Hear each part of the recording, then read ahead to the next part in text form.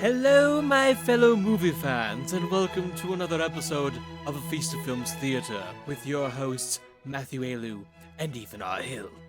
How's that? That was good? Yeah. Classic. Classic.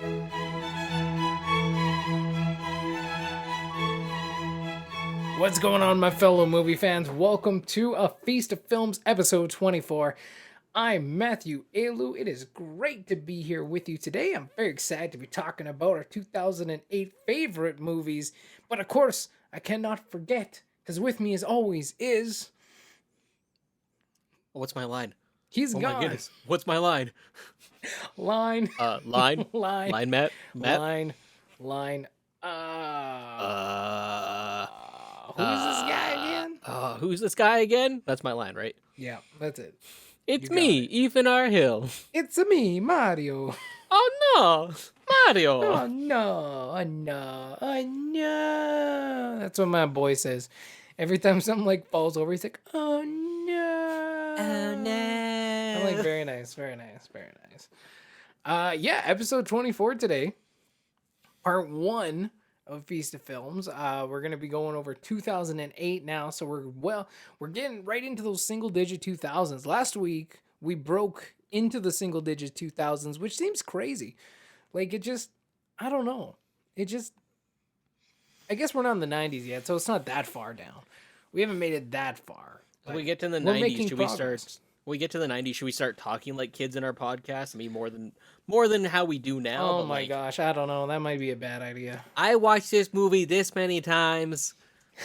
Yeah, especially let's talk as our age. It was very scary. Let's do that. That sounds like a great idea. I'm sure that will make great podcast content. Wait, we've already been talking like high school kids for like the last, 12 videos or however long. Oh yeah, more or less.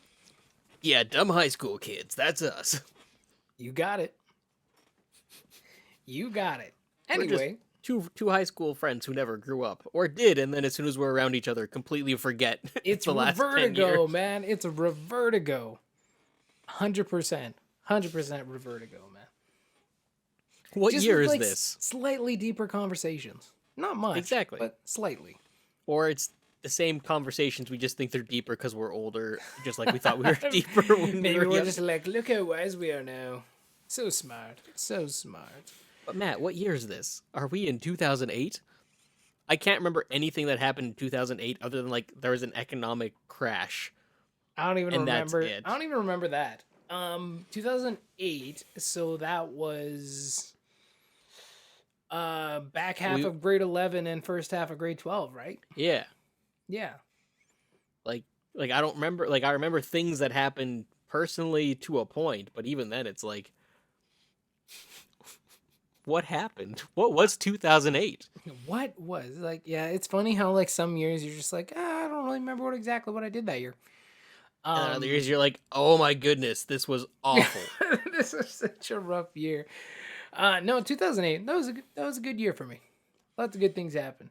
The movies that came out in 2008 though, like that year is lit. I'm honestly so excited to talk about 2008 because as I was going through the list, I was like, oh my god, look at these films, look at these movies, look at them, amazing, beautiful. 2008 was a masterpiece of a year for films. Every time I went down that list, I just found another one and another one and another one and another one. 2008 probably is one of the highlight movie years for me. I can't even think of one other movie year that we did already in the last like 10 years other than probably, was it 2018 or 2019? That was like really, really good. There's been a few. 2012 was stacked. Yeah, but like not like, this stack, man. At least not for me. Like 2008, I think I have like 15 movies on here. And I even left some out because I was like, it doesn't quite make the list, but any other day it normally would. But in 2008, it's like, nah. Only like what I really, really enjoyed is making the list. So it was a stacked year. It was just such a stacked year. And years like that, really, when you think about it, they only happen every, 5, maybe 10 years? Like, you get 2 years in a decade. roughly, where you're gonna get a year like this, where like all the movies just come together in one year. Insane. No, I tried being pretty selective with my list too, and like I think I am. I'm curious how much crossover we're gonna have. I think there's gonna be a lot of crossover.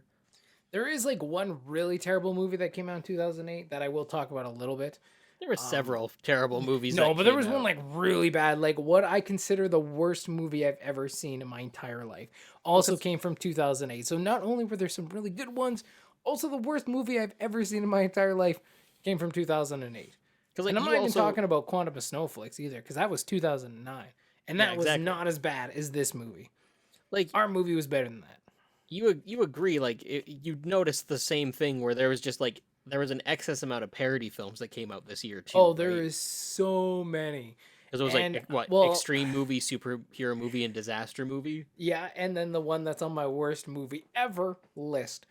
And here's the thing, because we were texting about this before the show, and I was saying 2008 was such a great year for so many different genres, comedy, action, like Well, it started entertainment, this- like animation.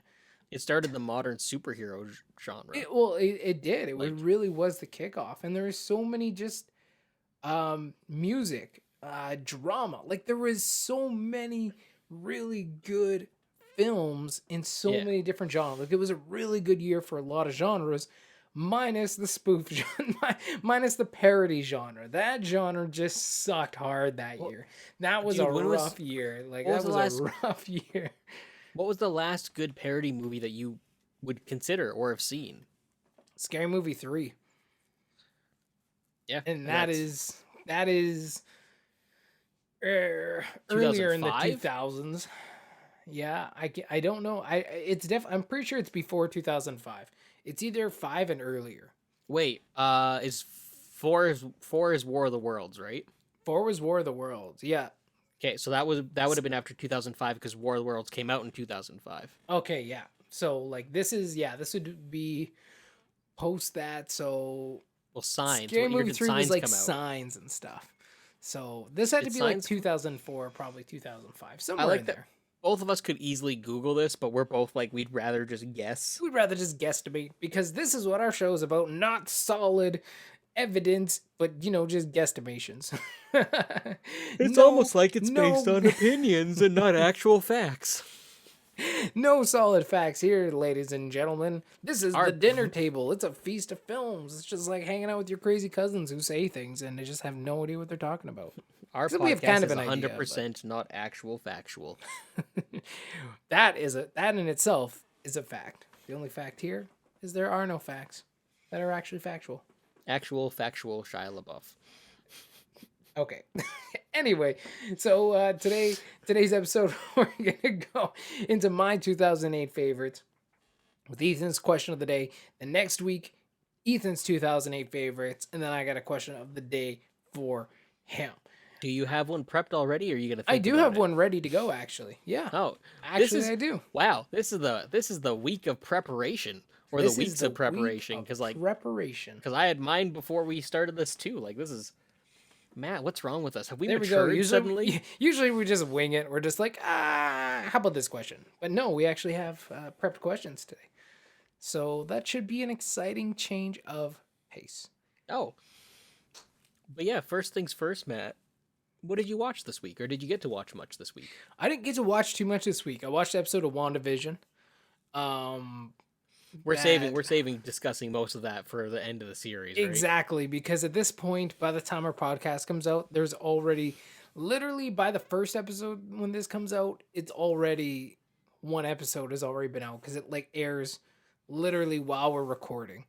Yeah. Sometimes, depends how late we end up recording. And then we miss like 2 episodes in between recordings pretty much. So we can't usually talk to it. But the last one we watched that just came out was episode 5. Yeah. So that's where we are currently.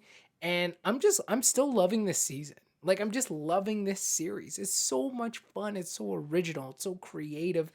And it's a great mystery. Like, it keeps you guessing. You're like, is it all Wanda? Is there someone else in the background? Which it very much feels like there is. And I'm sure there is something else going on here. Because again, they said like, it's all Wanda. But they said that in episode what 3, end of Yeah. episode 3. It's like that's way too early to tell us what's going on in a series of 9 episodes, right? So I don't think it is all Wanda, but like what exactly is happening? Where'd her kids come from? Like how do all her powers exactly work? And yeah, and the point that Vision was pointing out too, I think it was also episode 6 because I think that was like when they were fighting, which was or Yeah. episode 5, which Yeah. was great. That was such a like During the there were so credits. many good scenes in episode 5, like when she comes out of the hex and just to literally like just show everyone who's the boss here. Like just to show everyone who's the boss. You guys have and we're not gonna have problems. You guys keep bugging me, you're done. Like it's over for you. It's over. Like she's going crazy. And then when Vision's like, "Don't lie to me," and starts flying in the air, it's like, oh man, here we go, here we go. And then nothing really came too much out of it, but it was a great scene. It was great. My only question for me is going to be whether or not it needed to be a TV show. I'm very curious. By the end, I think that's going to reveal whether or not it should have been a TV show or if it could. I think they'll answer why it's getting broadcast. Yeah, and that's the that thing. way. It needs to have an answer. If it doesn't have an answer, I think that's going to be kind of the cheap shot. Like that's going to cheapen it a bit. Yeah, I don't think it'll bug me too much, but I do think there is like a reason why. Yes. And it could be possibly because maybe in Sokovia they did have like old American sitcoms that they used to watch growing up or something. Like I think because a lot of this series obviously has a lot to do with her trauma and the tragedy of her life, the tragedy of Wanda Maximoff. And all those traumas are coming into this series, right? Like the commercials are all little nods to the traumatic moments in her life. So I think the whole TV setup and what's going on there with the different sitcoms through the timelines, I think that may have something to do with just her past as well. It's like it's all about Wanda, right? Like as much as it's a really creative and a fun and interesting show, it's really about this character who's desperately trying to deal with her trauma and the grief in her life that she's gone through, right? And just trying to hold it together. And when you look at her life in the timeline of the MCU, like her, like before it was Thor, but now that I think of Wanda's life too, I'm like, damn, those two are like the two tortured characters of the MCU. Like they've both had to live through some pretty like whack stuff. And Thor had his result in Endgame when he was all big and fat and depressed and like, emotionally crippled. Yeah. This is Wanda's. Like this is Wanda's. And she potentially like because this is supposed to go into Spider-Man 3 and Doctor Strange 2. It's supposed to connect into those films. But like I just don't see this series ending well. You know what I mean? Like I don't think it's going to be a happy ending. Like I think like she could become a serious major villain by the end. I don't know. Like that's an interesting side they haven't tapped like into, and like she's only really starting to like get a hold of her true powers. So it'll be interesting what they decide to do, but I don't think this will end well. Like she has kids, she has Vision, like, and at some point, like that's all got to go away. Like she has to lose it all again. Like there's no way this show doesn't end with another traumatic event for this character. Like, so for her to keep it all together, I don't know. I didn't get to pitch you who I think, like, the more that's gone on, the more I'm not convinced it, but I have a wild theory as to who could be behind it, and I'm curious. I don't think they'll have the guts to do it, but, like, I want them to have the guts to do it. I didn't get to pitch you this at all, or no? Yeah, I don't know. Go ahead. Yeah, I don't think you've told me. There's a villain specifically connected to X-Men, which just so happens Scarlet Witch is connected to X-Men. There's a villain called Mojo, who's essentially an alien from who runs his own intergalactic, interdimensional TV station. Oh, okay. And kidnaps people from across the multiverse, galaxy, everything, and makes them star in interdimensional TV. Wow. And I would absolutely love it if that is the person behind this. I think that would be amazing. I think that would be ballsy. That would be such a I don't know I if don't think they'll that. do it. I don't think they will, because I think they're really leaning on this whole magic centric kind of idea, which I don't think Yeah. is a bad thing at all. I just would be pleasantly surprised, caught off guard. Even like if I was right, I would still be surprised because Yeah. I don't think they'd do it. I don't think so. Yeah, I don't think so. You should. I mean, that's a really interesting idea, and it would totally explain like the whole TV series and situation that's going on there. 100%. I didn't think about this until 3 episodes in, and then that's suddenly interesting. like when my roommates asked if there's any TV centric villains, and I'm like, I don't think so. And then it just hit me like a ton of bricks, and I was like, oh my goodness, holy Yeah. crap! I can't believe I didn't think about that. Like I you don't should know. you It's- should Google it's what he hard looks to- like too. It's hard to tell nowadays, right? We used to be able to judge these comic book films and be able to say this is probably what's going to happen and this is probably what's going to happen.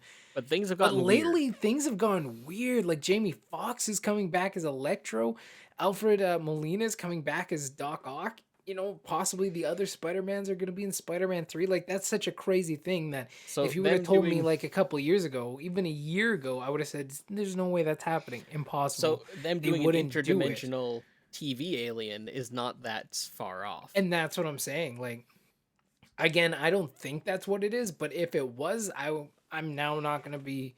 I'm gonna be like, oh yeah, no. I mean, if you told me Evan Peters, Quicksilver was gonna show up in this series, you know what I mean? Like, I would have said Yeah. like, hell no. Yeah, And we still crazy. don't exactly know if that's Evan Peters, like if he's like the actual Quicksilver from the Fox series, or if it's just Evan Peters playing this version of Pietro, right? Like that's I think we're gonna get both. I'm pretty that's- sure by that's the the next question. episode we're gonna get both. But we'll have to see. Like, because Kevin Feige was saying like his X-Men plans and stuff were still years out. So Yeah, Marvel lies to us. we'll all the have to time. see. We'll have to see. Yeah, depends what they decide to do. But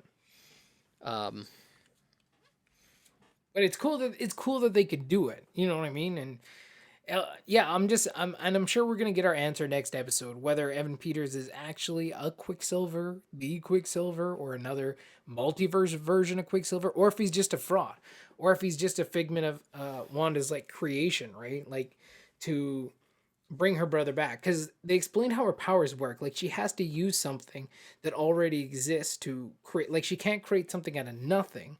She has to use she uses organic matter or whatever that's already there to like bend reality.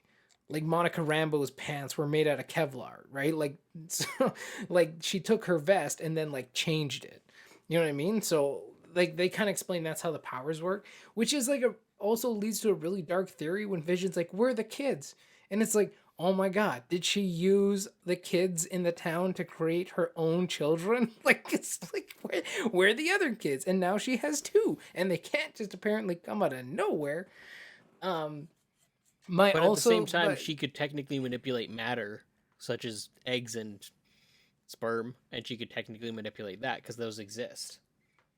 Sure, I like, yeah, I don't know. It doesn't. I don't know if I Science. don't know if it's a difference between actual like you have to use like the same type of matter or like I don't know where the variation is. But I thought that was a funny and just dark theory that I heard. But here's mine. Like I think Evan Peters actually might be that agent that they sent in like episode 4 or whatever, the beekeeper who shows up out of the sewers. Because they intentionally did not show us who that dude was.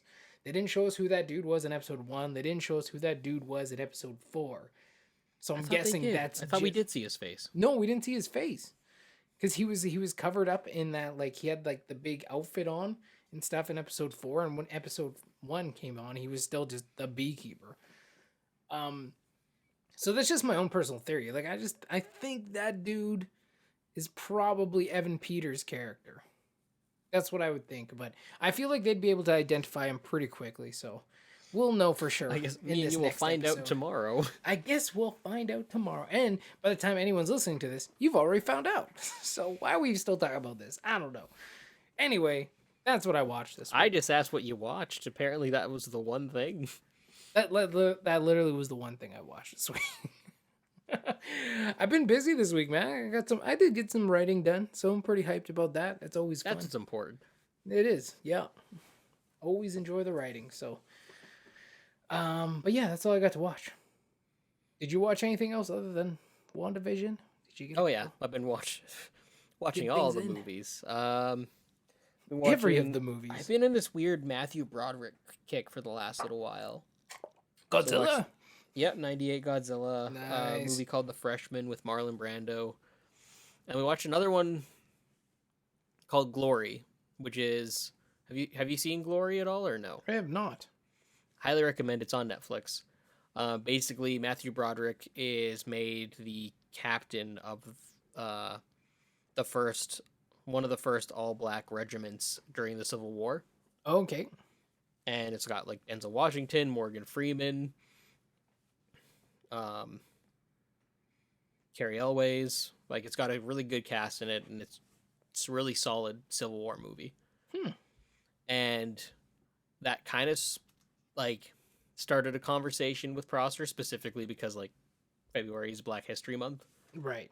and so for the rest of the month we're going to make more of an effort to watch movies that specifically have to do with Black people. Focus on that. Yeah, and like it's not our sole focus. We're not just watching that exclusively, but we're putting in more of an effort. Just kind of feels right, feels like a thing we should do. Well, it's the month to celebrate, right? Right? I mean, every month is the month to celebrate, Matt. Come on. Yeah, there's always something to celebrate, But that's it's kind of literally what we're called doing. Black History Month, so you might as well watch some Black history. It's Get true. some Black influence, right? Some Chadwick Boseman. Get some Yep. of that in there. And I'm trying to think what else we've watched. Because we have movies set aside to watch. We have plans to watch the movies. We just haven't actually sat down because it's... What have we watched recently this week? I'm asking you now. Because He's like, we've "I don't watched know." movies. Have we? Dear Zachary and Yeah, but I'll talk about that later. Chloe. Yeah, I talked about that already. I don't know. Apparently me and Prosser haven't actually watched anything else this entire week. Not a whole lot. No, we've been busy. We have plans to watch lots of movies in the next coming weeks, though. Actually, my plan originally was to watch a bunch of 2008 movies. Okay. That did not go well. That obviously did not go well. I watched one from 2008. So I guess I'm in the same boat as you, Matt. Not a lot of watching. Well, Batman the Animated Series. Getting stuff I've actually been Boy Meets World has been my go-to bedtime show lately. oh yeah. That's a good one still. Holds up. Oh, I guess I watched like an episode of Vikings. Almost done. Yeah, like it's like the last season of the series, eh? So we have to watch it week by week because we're caught up to the live one. But Are you kind of at a point where you would like it to just be done, or oh my are you gosh, still really yes, enjoying this it? last season is killing me, man. Like it's so painful. This whole like it's so slow. And I went back and watched some of like the first season of Vikings, and like that show moves like real quick off the top. Like so many things change so quickly, and like time like moves by very quick, right? Yeah. Like they jump around. Like I think within the first like 3 episodes, Ragnar had been to England twice in the first 3 episodes, and literally in the first episode of this new season, it's just been like the same people in the same place over and over again. It's like they're taking these storylines and then just stretching them as much as they possibly can to fill in the season. Because it's just a lot of talking, a lot of going nowhere. Like characters go nowhere. Story arcs go nowhere. And then where there should be like a big payoff, like see episode 5 and episode 10 are your big payoff episodes, right? They kind of wrap up usually somewhat of an arc that's going on in the show. And the wrap up on 5 was so bad. Like they set up this big conflict between the two kind of Russian princes, and then it was just like they walked to the city gates and they opened them, and then the soldier captain walks out and it's like, we give you our allegiance. Like I'm like, what in the Sam hell? And this other guy's still alive, so they shoot him with an arrow down from the balcony and he dies. And I was like, this whole time you've been building up to like this big conflict, and then just we give you our Nothing. allegiance. You gotta be kidding me, man. So like There's Is it been, historically accurate though? I don't know. No, not the show isn't 100% historically accurate. Even before it wasn't. Like it's more based on history. While a lot of the events do occur, where their timeline is placed has been they've been more Changed. liberal with that. So it's not like fully accurate and stuff like that, but you know, it's been a really good series up to this last season has been just painful to watch. Like I've been watching this one character who's like looking for the like new land, and then he went to Greenland and he got all the people that from or Iceland got the people from there, and they're like, let's go find this new land. And it took literally 5 episodes to get to Iceland. Like literally them just in a boat talking every once in a while, then go back to other characters. And then they got to Iceland, and then they're like, or Greenland, and they're like, oh, there's nothing here. It's a piece of junk. And then a whale came on shore, and this one guy went crazy, like, this is my whale. No one touches my whale. And they're all like, we're starving. We need the whale. He's like, no one touches it. The gods gave it to me. And then they all start fighting. And then they fight and then that's like kind of where the episode leaves. So you're like, oh, next time we're going to get a great fight. You come back in, they fight for 10 seconds. They're all like, run back to the boat. Run back to the boat. I was like, oh my God, you guys can't even deliver on fights anymore. Like that's your freaking Vikings, man. This has been your whole thing. Big, epic, brutal, savage fights. And you're not even delivering on that. Come on. Come on. So it's just been like the slowest, most disappointing, most agonizing season to sit through. I used to love watching Vikings. Now, my wife is like, we got another one recorded. This is episode 6 now. And I'm like, I don't even want to watch it. Like I don't want it anymore. I've almost abandoned, like if we were not on the final season. Actually, no, is it 7 now? Can't remember if it's 5 or 7. But if we weren't on this, if this was not the final season, like if this was halfway through the show, I would be out. The only reason I'm still watching is because it is the final season. And it's like, are you actually going to pay something off? But honestly, they've almost lost me even with that. Like I'm so tempted to not watch it.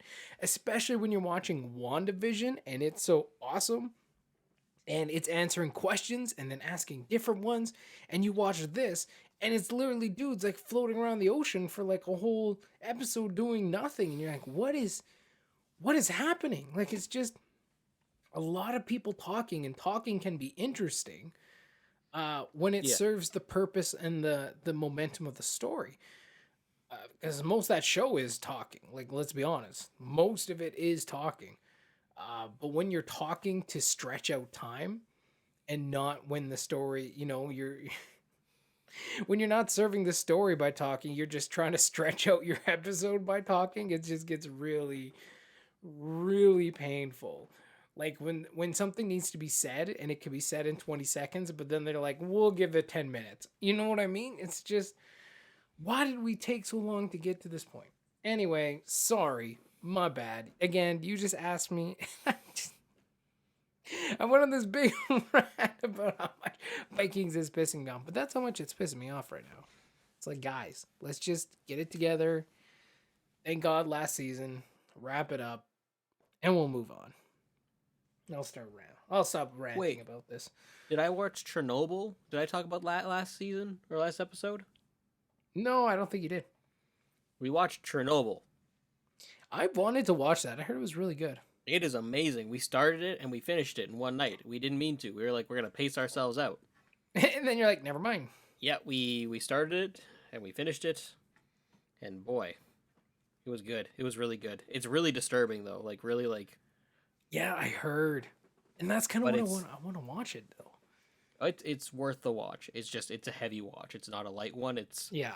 We were going to bounce between that and Key and Peele. We did that for the first episode, then we were so invested that we couldn't go back to Key and Peele. You're just like, oh, we're stuck now. That's another great show. I think I've talked about that quite a bit, though. I think we talked about that last week a bit, didn't we? Or did we talk about that on our own? I can never remember. It's all bleeding together, Matt. Yes, indeed. We're getting old, forgetful. What day is it? What are we even doing right now? Where are my pants? I'm wearing pants, just by the way. I mean, I wouldn't know. So I'd clarify that. Yeah. So, well, Matt, how's the weather been out there, Matt? How's it going out there for? Oh, how's the weather? It's freaking freezing. Yeah. Yeah, we're at that point of the podcast now where we're like, oh, what else do we talk about other than 2008? Well, how's the weather? Yeah, freaking freezing, eh? Had that runtime. That's exactly what we're talking about. And this is how we in the podcast extend our runtime. The weather, it's cold. Also there's snow and ice and other cold things that happen when it's cold, and I wear a jacket and I zip it up sometimes, but not all the time, but sometimes in the morning. Depends on your mood. Because it's really cold. Depends how the wind strikes you. Guys, it's really cold. Anyway, that's enough of that. That's what we watched this week.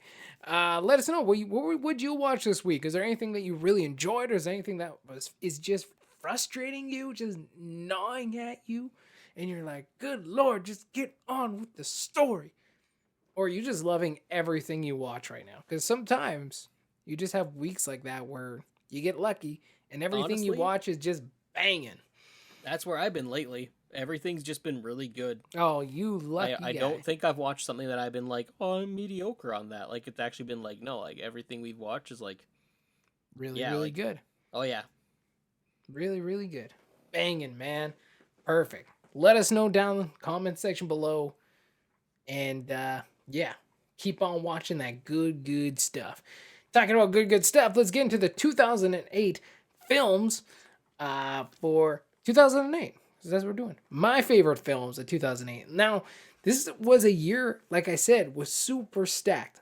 Let me see. How many do I got? 1, 2, 3, 4, 5, 6, 7, 8, 9, 10, 11, 12, 13, 14, 15, 16 films. Plus the worst movie ever. And that worst movie ever almost completely balances out 2008 for me. It was it was so terrible. It made me want to cry. I think I have like... Want to cry. I think I have 11, but it's also going to depend on how many you have. So, yeah. How much crossover there How is. much crossover. And we're not going to dig into each one for a really long time. Obviously, there's some that you'll be like, oh, yeah, I love that one. We can talk about that a little bit longer, too. And, again, let us know what your 2008 favorites are. And if you agree with our list, or with my list today, Ethan's list next week. And, but without further ado, let's get into it. So my first one, right off the bat, 2008, one of the films that I really enjoyed. Also at the time when I watched it, I also very much disliked it because it's not what I was expecting it to be. But over time, it's like, oh, no. I quite actually enjoy that film. And that was Cloverfield. And only because I thought it was a sequel to the 98 Godzilla film for like the longest time. How did you draw that? So you watch the trailer, right? This all came from the trailer. And this was back in 2008, so I wasn't invested in paying attention to films as much. It's not like there was a lot of apps that you were like, you didn't have apps that you were following things like. I didn't even have a cell phone. Like, we were in high school. We had stuff to do. So you saw a trailer every once in a while. And they're having that like party on the roof. It was kind of like near the beginning of the film. Mm-hmm. And then you hear like all the smashing and like buildings exploding or whatever stuff going on. Like, I think some helicopters fly over and they're like, what's going on? And then you hear the same Godzilla noise that Godzilla makes. It doesn't happen in the film. In the film, it's a different noise. But in the trailer they use. In the trailer they used, it was that like, where it like kind of goes up like that, and you just watch the 98 one. The stereotypical groaning monster noise. Exactly. That leads up but to like, the roar. But yes, exactly. But like Godzilla's had like a very specific like up. It's like a very pitched down whale noise, right? Yeah, pretty much. So they had like that kind of noise going on, and I was like, oh my god, this is a sequel to the 98 Godzilla movie, finally! Because as many people didn't like that film, I thought it was fun. And of it's course, fun. at the time, I wasn't like classic Godzilla fan either.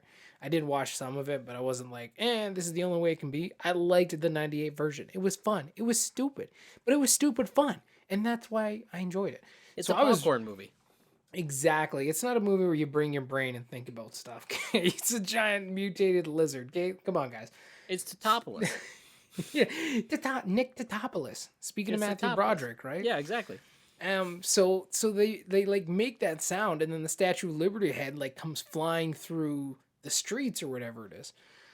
So for the longest time, I was like, finally a new damn sequel. I was so hyped, and I can't remember if someone told me or they had released maybe a second trailer, and you're like, oh, this is not Godzilla.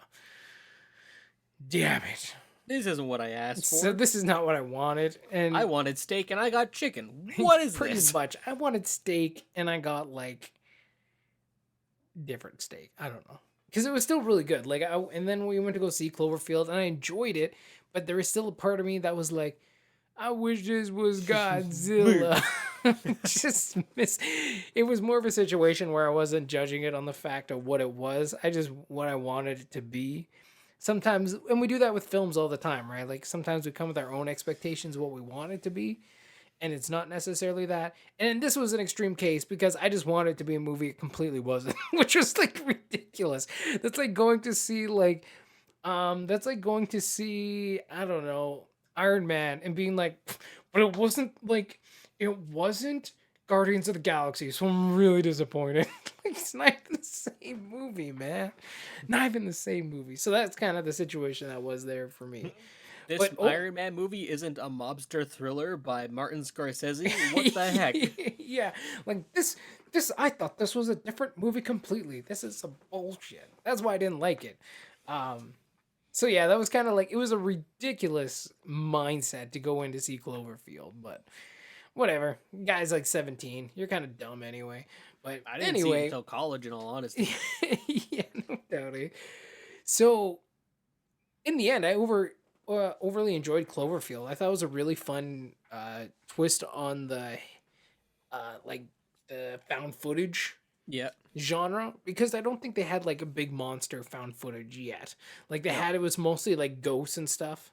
There was Quarantine, I think, that also came out this year that almost made the list for me, but then I was like, no, Oh, I this was can't the do year it. of found footage too. This 'cause was the year Paranormal where, yes. Activity came out too.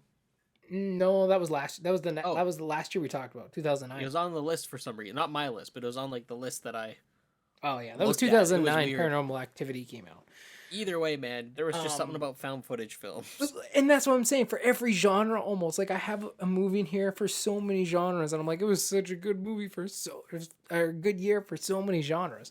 And Cloverfield was just a really great found footage monster flick that was a lot of fun. You had the big monsters, you had like those little ones in the tunnel that like made people blow up pretty much. It was sick. Like there was so much just awesome things in there. And unfortunately, it's never gone a proper sequel, and everything with the Cloverfield name on it has been like, what?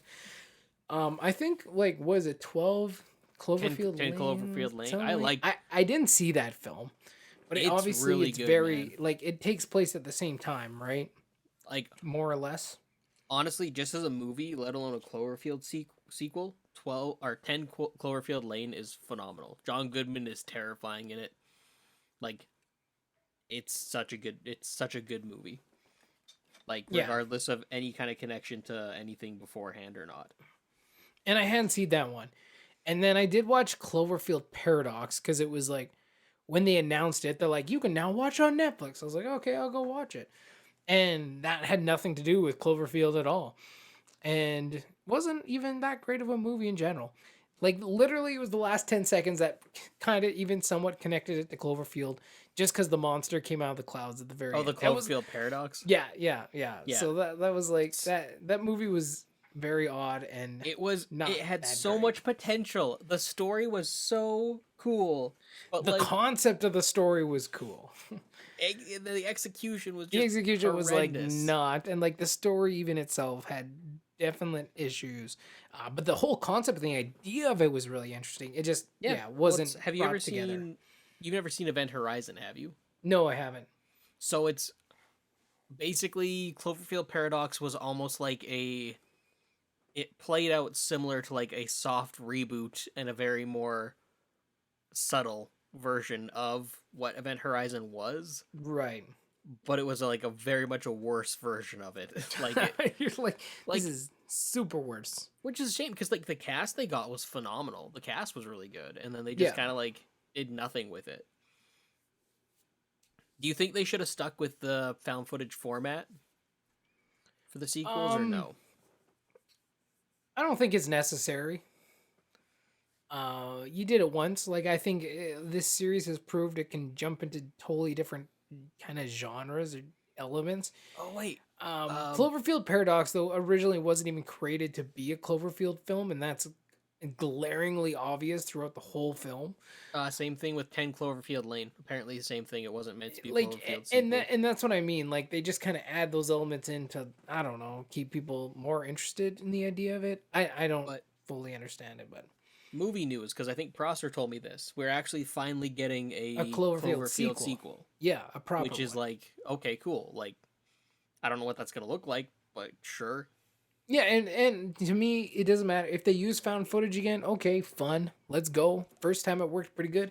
If they decide not to and take it in a different way, I'm also cool with that. It's fine by me. I like when giant monsters show up and destroy stuff. Like it's just fun. It's just a good time for everyone. I mean, Exactly. except for the people getting destroyed by the monsters. But for Yeah, everyone they're else, not, they're not great real. time. It doesn't matter. They're fictional, so it doesn't matter. So anyway, starting off 2008 list, Cloverfield. Next one was Rambo, and this is technically like Rambo 4, but I had a lot of fun with this one because it was like old man Sylvester Stallone. This was the film. I can't remember if it was this one or I think Rocky Balboa actually came out before this one.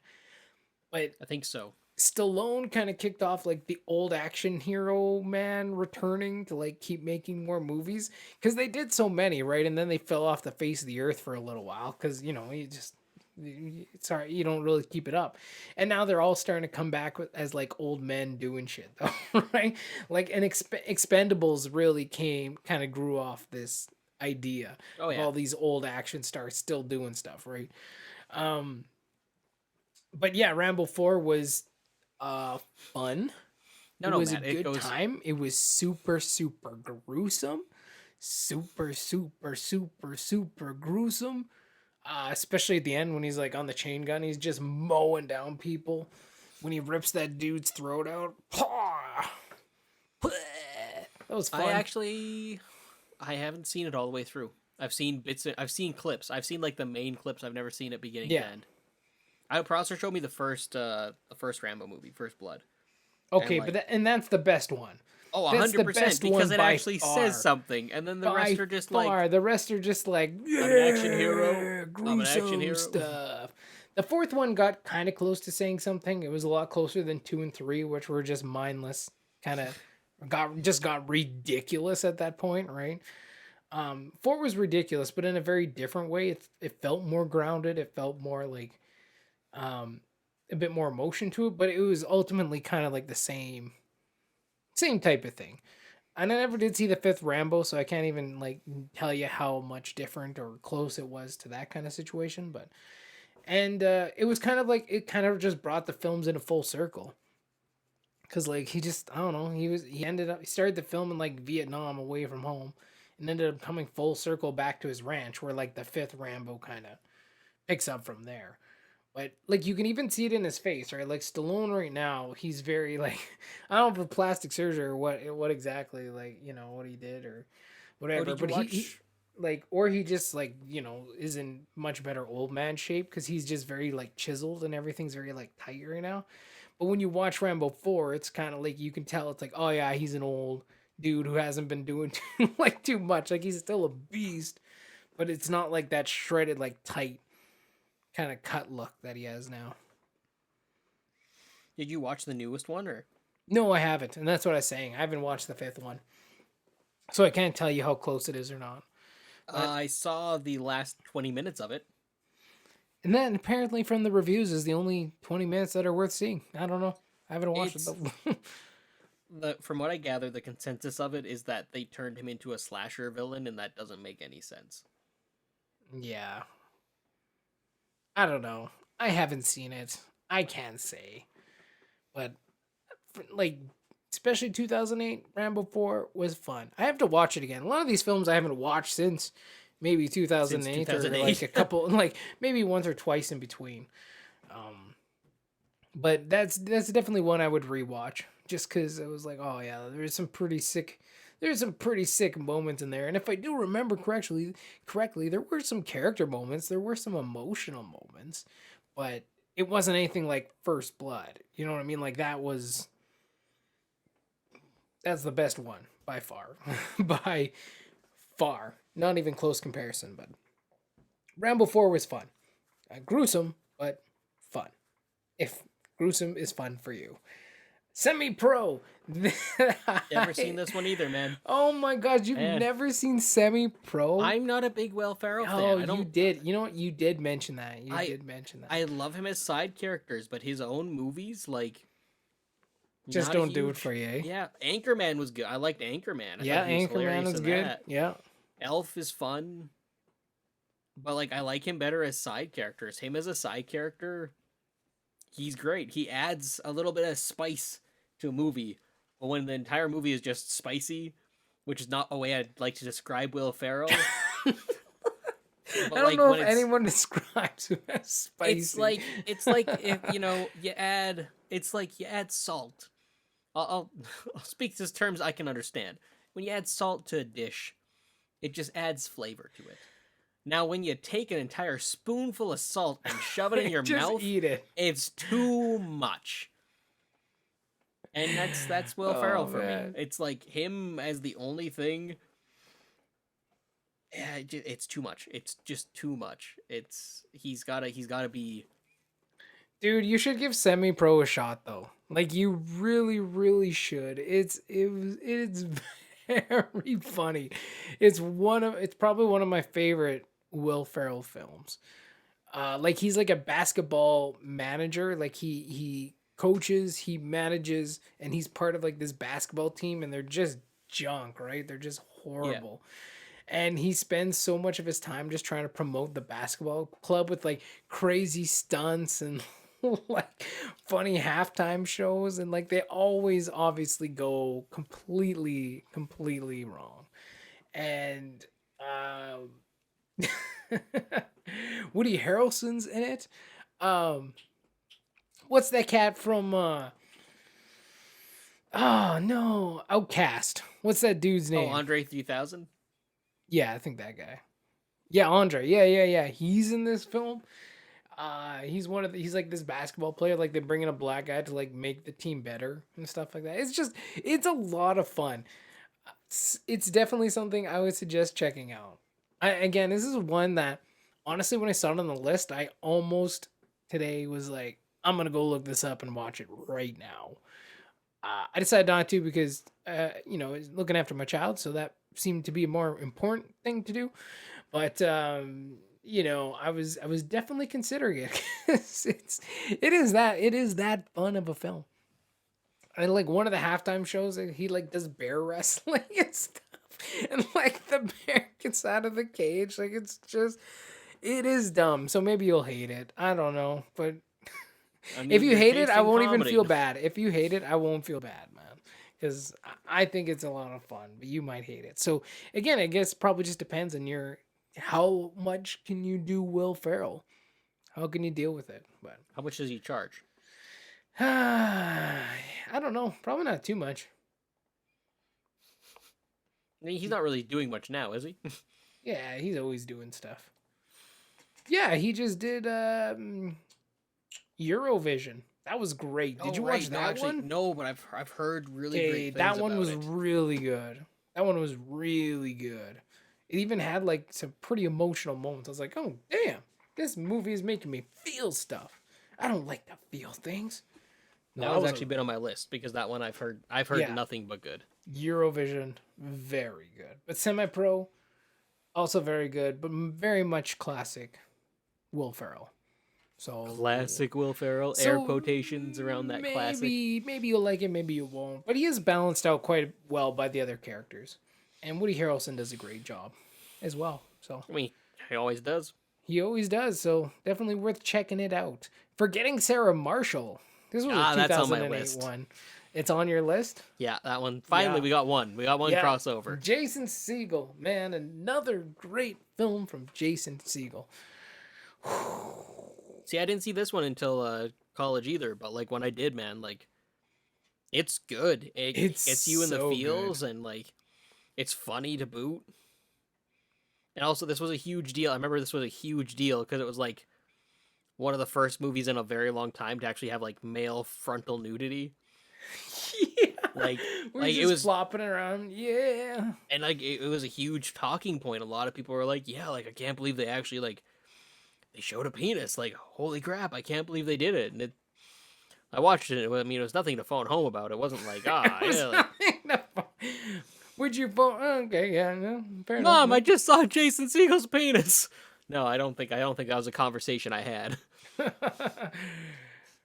Yeah, no, it was. I thought it was a lot. That one was really funny too. I mean, again, this is one I haven't seen for a really, really long time. But yes, at the time when we were watching it, like so funny, and anything that Jason Segel in is, I just love. Like, I just love the guy, and I wish Oh, yeah. I seen him in more stuff.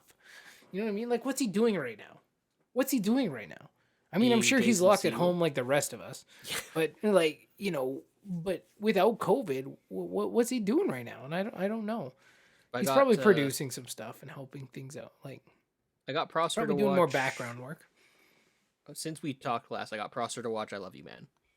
Oh, what did he think? He loved it, actually. Right. It's such a good movie. Right. Like, rewatching it too, man, like, we were laughing throughout. Like, it is solid. It was absolutely solid.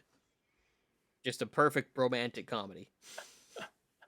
Man, I could just see Jason Segel's face when he gets to like the resort and finds out like Sarah's there. Shit. The other guy is just like, I hate my life. What's it? Ross Brand? What? Russell Brand. Russell Brand, yep. Russell Brand, yeah. And then, no, man, I love that movie. That was funny. I'm gonna watch that again. It's like, it's not for kids, but it's a great adult comedy. Oh, 100%. But if you want good Jason Segel kids movies, The Muppets. Yeah. We've discussed this. We already talked about that too. Yeah. No, he's just one of those guys where, you know, whether it's How I Met Your Mother, whether it's the films he's in, he just does a great. He's just a really, like, I think he's just such a likable guy. Like, he's just such an everyday guy. That you can't help but connect with him and with his characters.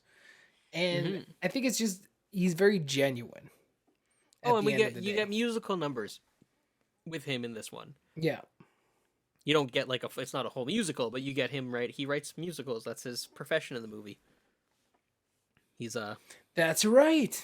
That's Yeah. right, because he's sitting at the piano at the beginning of close to the beginning of the film there. at the end he writes that what is it? Like it's a Muppet version of Dracula or something like that. Oh yeah, he's working on that. Like, I can't remember what the idea is, but yeah, he's working on some like weird bunk idea.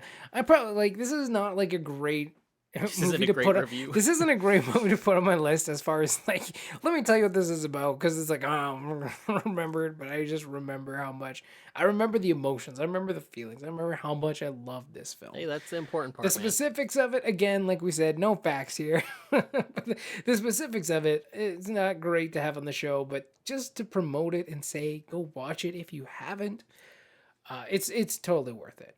Yeah. Moving on, Iron Man. That was also on my list, but I mean, kicking like, off the MCU. Of course, this both is knew it was on gonna the be list. on the Like, list, this like- is like a no-brainer, right? Like, of course, this is on the list. Of course, this is on the list. Let's wait. Let me get back to my other thing here. like the question is, how much do we want to spend talking about Iron Man? Because And we like, don't need to spend a ton, because this is one of the films where so many people have seen, and we all know what it's about, and we've all seen the end result in Endgame, right? Like, it ultimately started off the full story arc that is the MCU, and Well, and it's the still cool- going. the cool thing about this, I don't know if you remember exactly, but it was a superhero film that we'd never seen before. 100%. Yeah. Like, which is bizarre because, like, again, Spider-Man 3 came out, a couple of years, the year before. I think Spider-Man 3 was 2007, wasn't it? Or was it earlier than that? No, it probably was 2005? 2007. It was really close. But, You were like, really close. No, fact- maybe it was a bit. No, what? either way, the fact that I can't remember now. the fact that we had both Batman Begins in 2004 and then Spider-Man in between all that too, we were still getting superhero movies, but then Iron Man came out and just kind of like reformed the entire genre. It did. Like, it really rebirthed the whole superhero genre into what we know today. Well, But it was unique in its presentation and in its execution and the characters. Oh, and the casting, man. Money. Like, literally whoever decided, whether it's Jon Favreau or the casting director, or both of them combined, along with the producers and executives at Disney and Kevin Feige. I guess it wasn't Disney at the time. It was just Paramount Marvel Pictures. Studios. To take that chance on Robert Downey Jr. because he wasn't shit before this. He had a really strong career going, got in trouble with all the drugs, and his life fell apart. And before Iron Man, like, this was his Cinderella story, right? Like, everything he has today, he owes to Iron Man.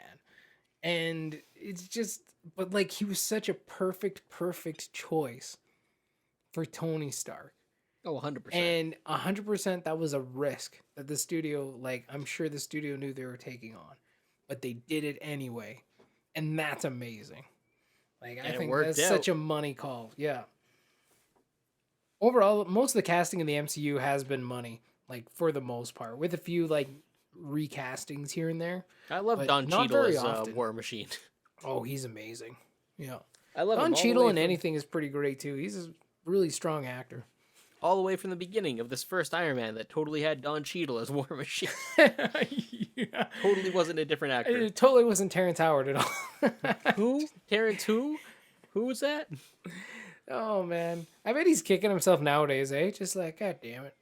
As an Iron Man, but I was an he's idiot. making enough money doing Empire and all that other stuff, man. I'm pretty sure he's fine. I'm sure he's not making Marvel money, though. I mean, that's fair. But is Don Cheadle making Marvel money? That's the real question. Maybe. Who knows? Call me when you get your own film, War Machine. Getting his own, he's getting his own series, though, so that's fine. Good. It's about time. Yeah. Yeah. So, no, Iron Man was just, it was a lot of fun. It was great. The action was great. Like, the writing was great. And I have to say, like, Iron Man's really one of the only superhero romances that works. Like, I think, like, romances are in, like, every superhero movie. Some work really, really well. Some, like, bomb really, really hard. And most are just kind of in the middle. Like, it was okay. It was okay. But, like, the Tony and Pepper relationship, like, from movie one, was money. Like, just their connection and their on-screen presence with one another was just great. I strongly disagree, but also I strongly dislike Gwyneth Paltrow. Oh, well, then that's your problem. Honestly, man, I don't think, like, I don't think she's a great actress. I don't think she's a strong actress. And honestly, at the end of the day, their relationship was okay. And well, I think it's really one of the ones that that works really well and consistently across multiple films. I think it works. She did disappear for a little while and came back, but I think that relationship was solid. It was solid. And their on-screen chemistry, I think, was really good between the two of them. That's my own take. Maybe you didn't like it. Maybe you did. To be fair, Robert Downey Jr. has on-screen chemistry with every single person he interacts with. Pretty much. Like, he's such a, like, yeah. Like, this is the wrong movie to bring up. Just charisma out the... Have you seen The Shaggy Dog? No, I haven't. He's great in The Shaggy Dog. He's not in it the whole time, but he's there, and he, again, like, the dude just has that. He just has that connection. I don't know he was like, I think when he was younger, right? He was one of the biggest, like, up and coming actors to keep an eye on, kind of thing. Oh right? yeah, like he was Like, and he is, you can tell he's like ridiculously talented. And like, as much as I love the MCU, it doesn't always give him the range, you know what I mean? Like, that's required in those types of films. Like, obviously, and the longer they go along, which is what I'm really enjoying, they're getting more in depth, they're getting more emotion, they're getting more into like characters and like who they are as like people, and dealing with some pretty like intense things. So I think as the MCU continues to go along, it's just going to continue creating and telling better stories that are more human connected. And it's not just going to always be about the attack, the fighting in the suits and the superpowers and the CGI. But like, there's so many moments in Endgame where it was like, it was the character moments that really stood out, right? Where they could really show their chops. And more, I just think they get more of those moments. So I think it's excellent. But yeah, no, Iron Man, what a win. Okay, let's keep moving on here because I got like a whole bunch of them. I don't want to talk about everyone for all 30 years here. How many are we at? We've only done 4, bro. No, 5. Got like 10 left. I don't have as much to say about all of them, but you know, Iron Man. Come on. Maybe I will. Come on. Kung Fu Panda. That was another one, 2008. Is that on your list too? Also on my list. Yes, of course. Man, like I said, we're talking about comedy, superhero, action, animation, found footage. 2008 was such a good year for so many genres. Kung Fu Panda was freaking awesome. I think Kung Fu Panda was also the first DreamWorks movie since Shrek that didn't have a Disney parallel happening at the same time. Really? Because if you think about it, because you had well, I guess Madagascar was in there too, wasn't it? Yeah, somewhere. Oh, but there was also the one Madagascar beat out. The one time Madagascar beat out Disney was because Disney had that movie called The Wild that was coming out, and it was like about like a lion in a zoo and his cub or something like that. I never saw it. Oh, I never saw it either. It does sound familiar when you say it, though. But then DreamWorks had Madagascar, and it owned. But then you also have Shark Tale and Finding Nemo. Yeah, Ants in a Bug Life. Right. Like a lot of times there was these weird parallels, and then DreamWorks finally was like, you know what, we have it enough, and they made Kung Fu Panda, and it stood out, man. And I haven't rewatched it super recently. I think I saw it like a couple years ago again, and like I've never seen the third one. I still need to see the third one, but the first two are money. Like they're so good. The third one wasn't bad either. Like the sequels, I don't like as much as the original. But the original was just so good. Skadoosh. And having Jack Black play him is the perfect pick. As far as voice actor goes, like he just completely captured all that it was to be Poe, to be a panda. And, you know, relate in that voice and in his voice and in his performance. And like even the supporting cast was really good. And the story was really good. It's just... It had so much heart. It was very funny. It had like some cool action. Like even though it's not like your typical action that we were talking about with Iron Man, it still had stuff. But yeah, Kung Fu Panda was just lots of fun, and yeah, it was just a good time. And it's like when you go to the movie theaters and you want to see something that like warms your heart. It's kind of fuzzy and soft and squishy. And what better than a panda? Yeah, exactly. It's just a fun time. What better than a Kung Fu Panda? I've told you, like, pandas are trying to kill themselves, right? What? Pandas are actively trying to go extinct, and humans keep saving them because we can't let things go extinct because we've killed off so many animals that when we think an animal is endangered, we're like, oh, well, human interference. Yeah. No, pandas are like, guys, we don't want to exist anymore. We're done. It's like in their genetic code, like, kill yourself. They're That's basically it. And then humans are like, no, we got to keep breeding them. Things can't what are go you talking extinct. about, though? Okay, why are they trying to go extinct, though?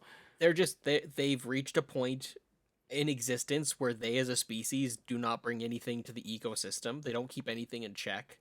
They don't have any natural predators. They're just kind of there. They're on their own in the ecosystem. They don't exist with any prey or predator. They eat bamboo. They can eat meat, but they don't because they're super lazy. Yeah. They don't breed because they're super lazy. They're just They trying don't to go breed. extinct. They're And just so- like, our time is done, guys. And humans don't want to let them go because they're so darn breed, cute. goddammit. That's basically it. That's why we have so many pandas in captivity. Because we're Oh, trying man. to save the species that wants to just die. It's like, from an evolutionary standpoint, we are well past our prime. It's time for us to That's- go. And we're just like, you can't. And they're like, but nature. And we're just like, F it.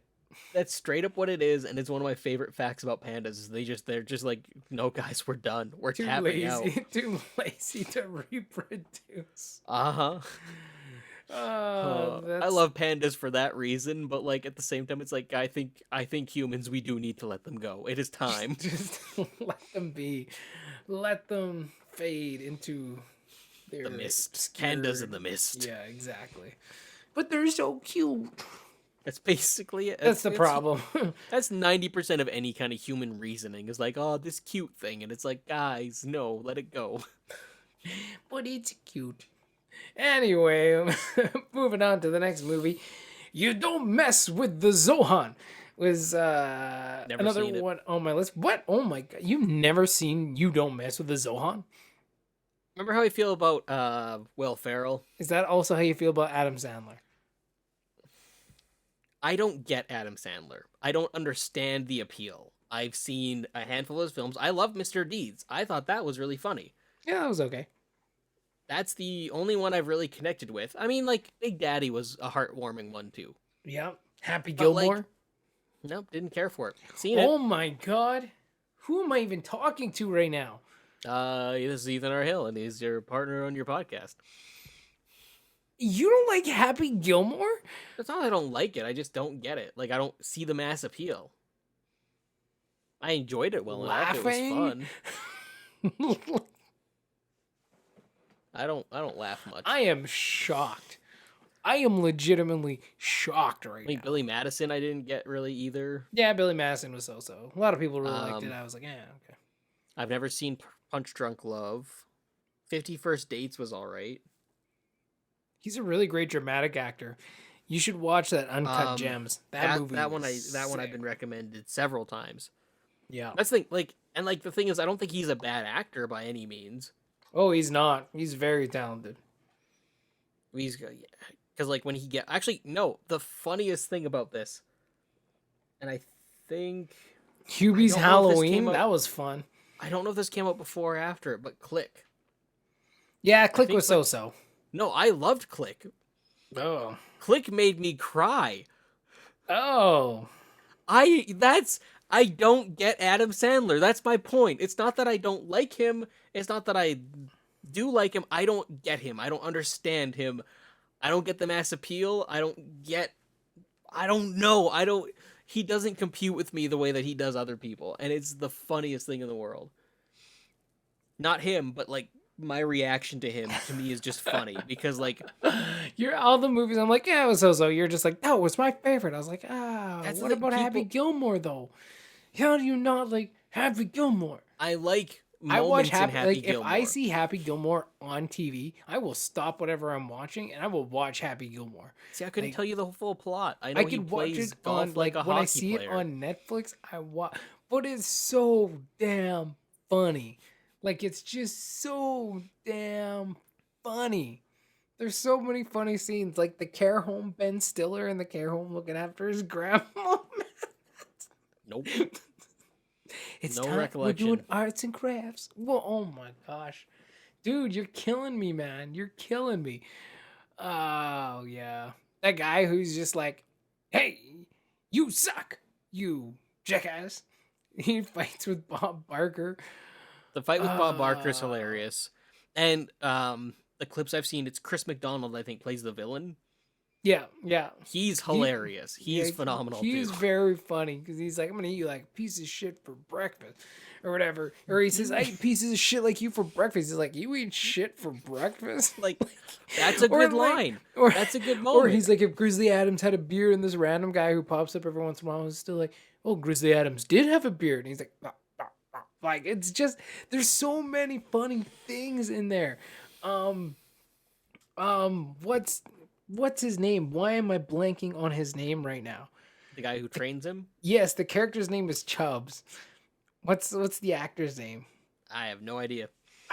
He plays Apollo Creed. He's in The Mandalorian. Carl Weathers. Carl Weathers. Thank you. Thank you. I don't know why I was blanking on his name. Like he's super funny in that film too. Oh my gosh. I mean, How do you Carl not Weathers like... is just great.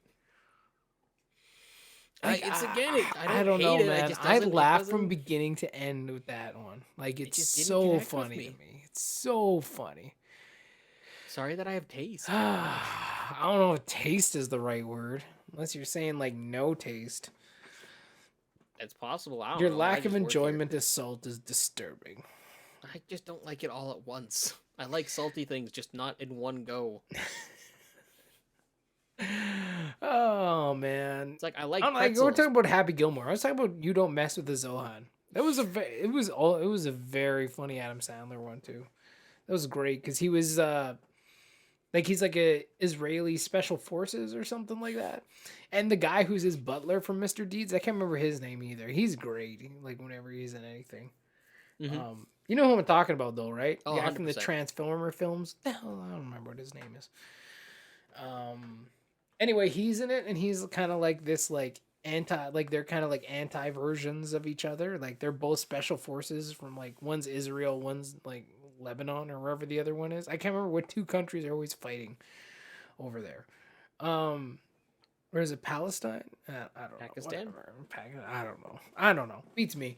Anyway, so like they're like always fighting, and then like he decides like he wants to retire from being like, because in his country like being a super like anti-terrorist agent or whatever is like everyone's like, oh, love the Zohan, like everyone's like, oh, bubbly, like trying to give him like it's like an orange, it's like a pop or whatever called like bubbly.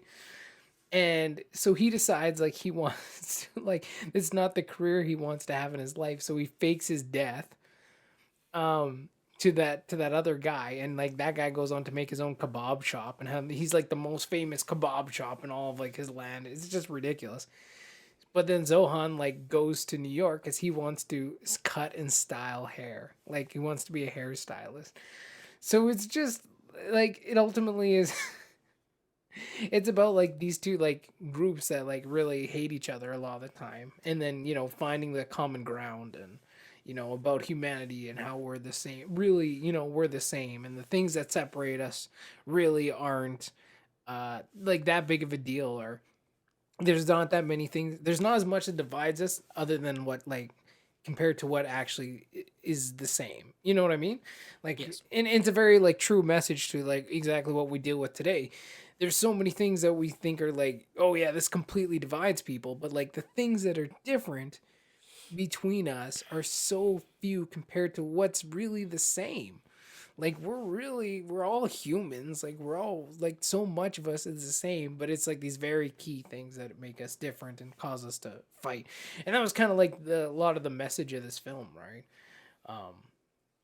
In being accepted and doing, you know, kind of what you love. So no, it was a lot of fun. I think I don't know if you'd actually like it or not, because if you're not really big on Adam Sandler, I don't know if you'll like really enjoy it, but it was fun.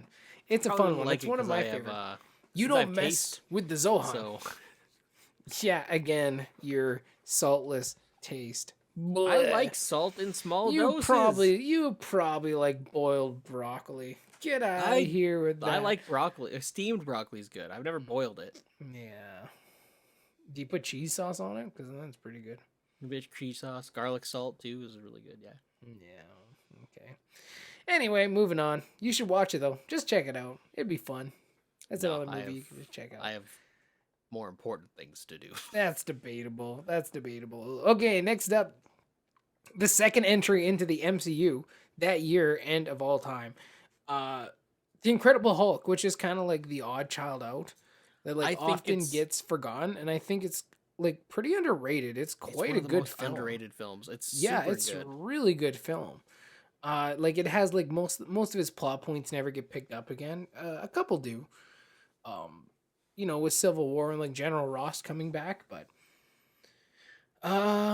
Yeah, like a lot of it doesn't really come back into play a lot. Maybe it will in the future because I hope it does. Abomination's still out there somewhere. Well, And that apparently guy who he's the coming back thinker from or something. She-Hulk. Oh, that'd be cool. That'd be cool.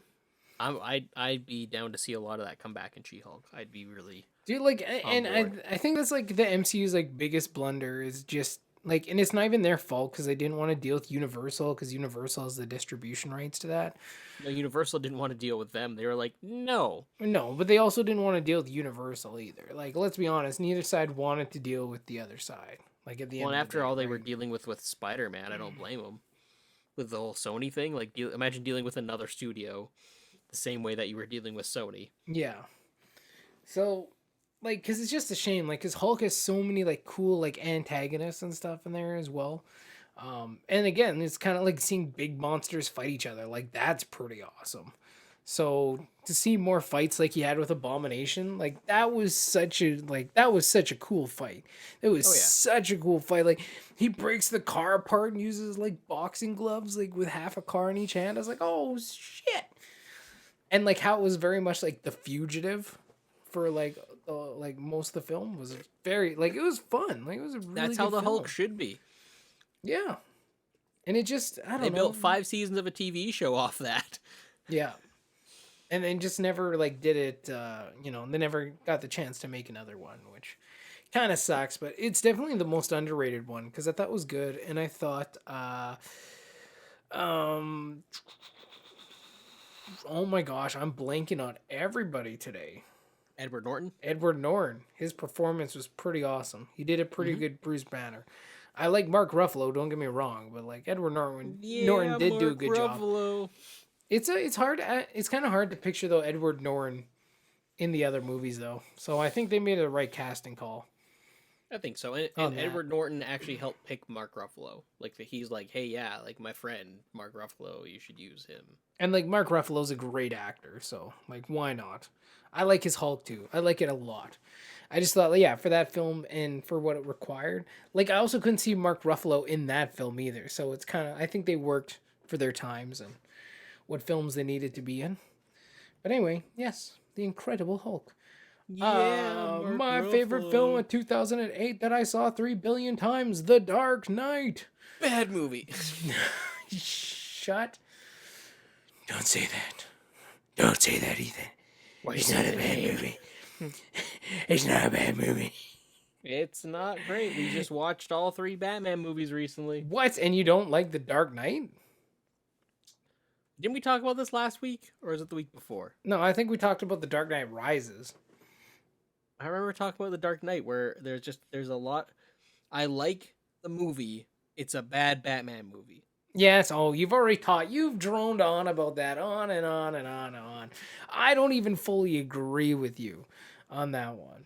So I have charts. I have charts and graphs and I diagrams. am listen here. This is not a place for fact. This is not a. This is a place of opinions, and I recognize your opinion. And granted, that's a stupid ass opinion. I have elected to ignore it. Okay. And, I just like educate The you. Dark Knight. I overly enjoy The Dark Knight. Overly is correct, Matt. Overly is yes. You enjoy it too much. Too much for myself, not for anyone Yep. else. Listen, The Dark Knight is a really great film. Still one of the best. And whether you think it's a great Batman film or not, that's your opinion and you can have it. I disagree with you. I think Yeah, all coulda the ended core like 60 elements are there. times. No, we did talk about this, and I said no. The core elements to who Batman is and what's essential is there. Like it's a different rendition. believe you and it's a lost the different argument and take. I won. No, I don't think so. I think I made my points very clearly compared to what you were saying. Well, And I I think we mean- both agree that like we're just gonna have to live on the opposite side of the fence. But like I don't think you're right. Like I don't think stone cold, like goddamn, there's all the facts that you're right. I think you're just in denial because that's the first stages of grief. The first stage of grief is denial. And eventually you'll reach acceptance. It'll just take you some time. Well, seeing as you know the stages of grief, I would say that's probably where you're at. Oh no, I'm at acceptance. I accepted it was not a great film about 6 years ago.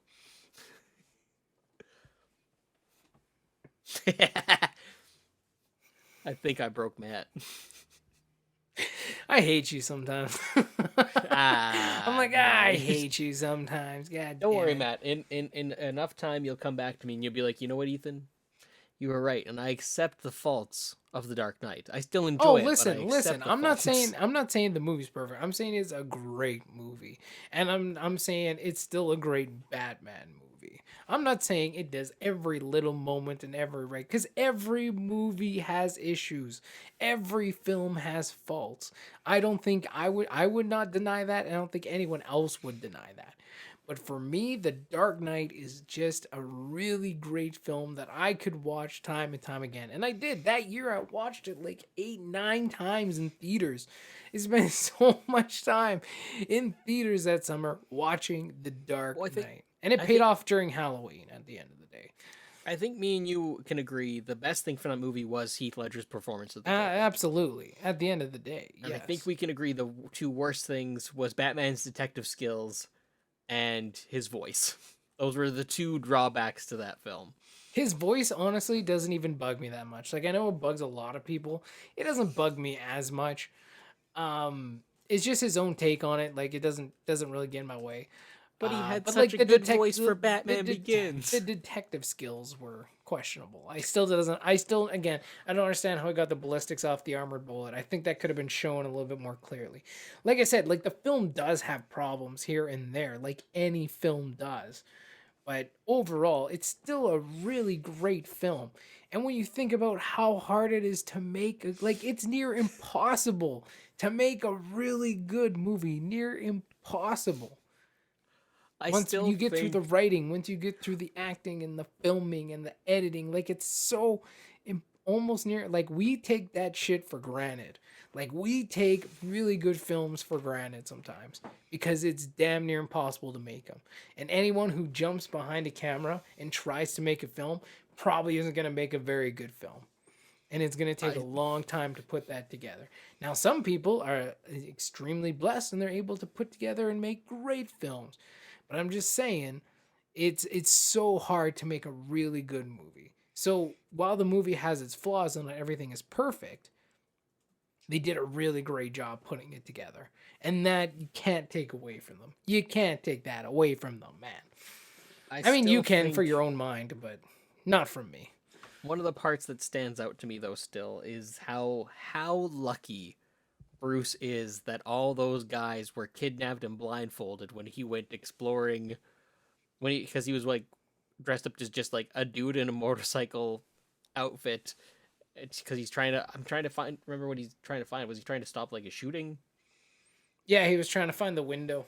And like how lucky he was that all those guys who were tied up that he found Also having to be were blindfolded so that it couldn't be like, hey, what's Bruce Wayne doing up here? What are you what's going on?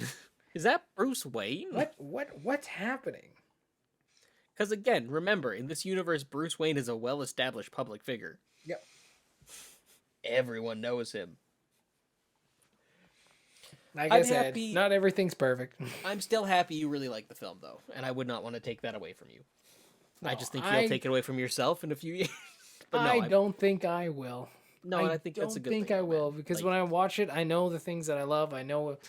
Here's the thing: I've accepted its faults. You know what I mean? Like it's not like I'm in denial. Like, oh, this movie's terrible. It's not like I love, I don't know, this giant piece of trash movie that everyone and their dog hates. And you know, I really enjoy this film. I've accepted its flaws for what they are and its imperfections, but I still love it anyway. And that's really the definition of true love. At the end of the day, I truly love this film. Mistakes and all. Why don't you marry it? Well, I can't because I'm already married. But if I wasn't, I might think about it. Also, probably not legal. I mean, it's fair. Next film, Step Brothers. Never seen it. You see that one? Oh, man. Nope. Yeah. Oh, yeah, Will Ferrell. I love but John C. Reilly's in that I one, love too. John C. Reilly. He's amazing. Him and John C. Reilly are like a pretty killer duo, except for that last one that came out. That was Sherlock. That one. Movie was terrible.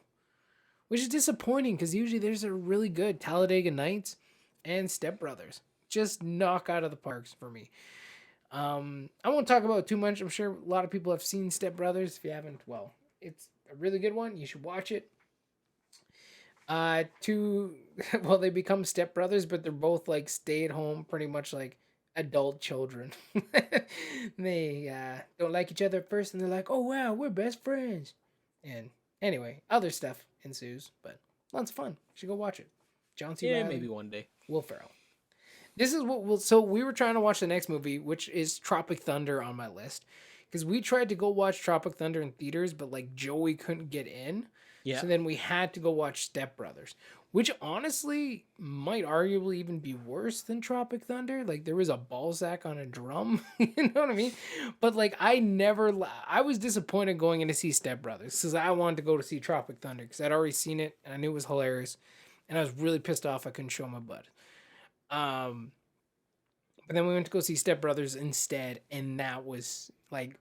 Still, I don't know, like if I had like low expectations or what, but it was like I laughed so hard in Step Brothers. So really, like it really is really funny if you enjoy Will Ferrell, like if you enjoy John C. Reilly, if you enjoy Talladega Nights, you're probably gonna enjoy Step Brothers.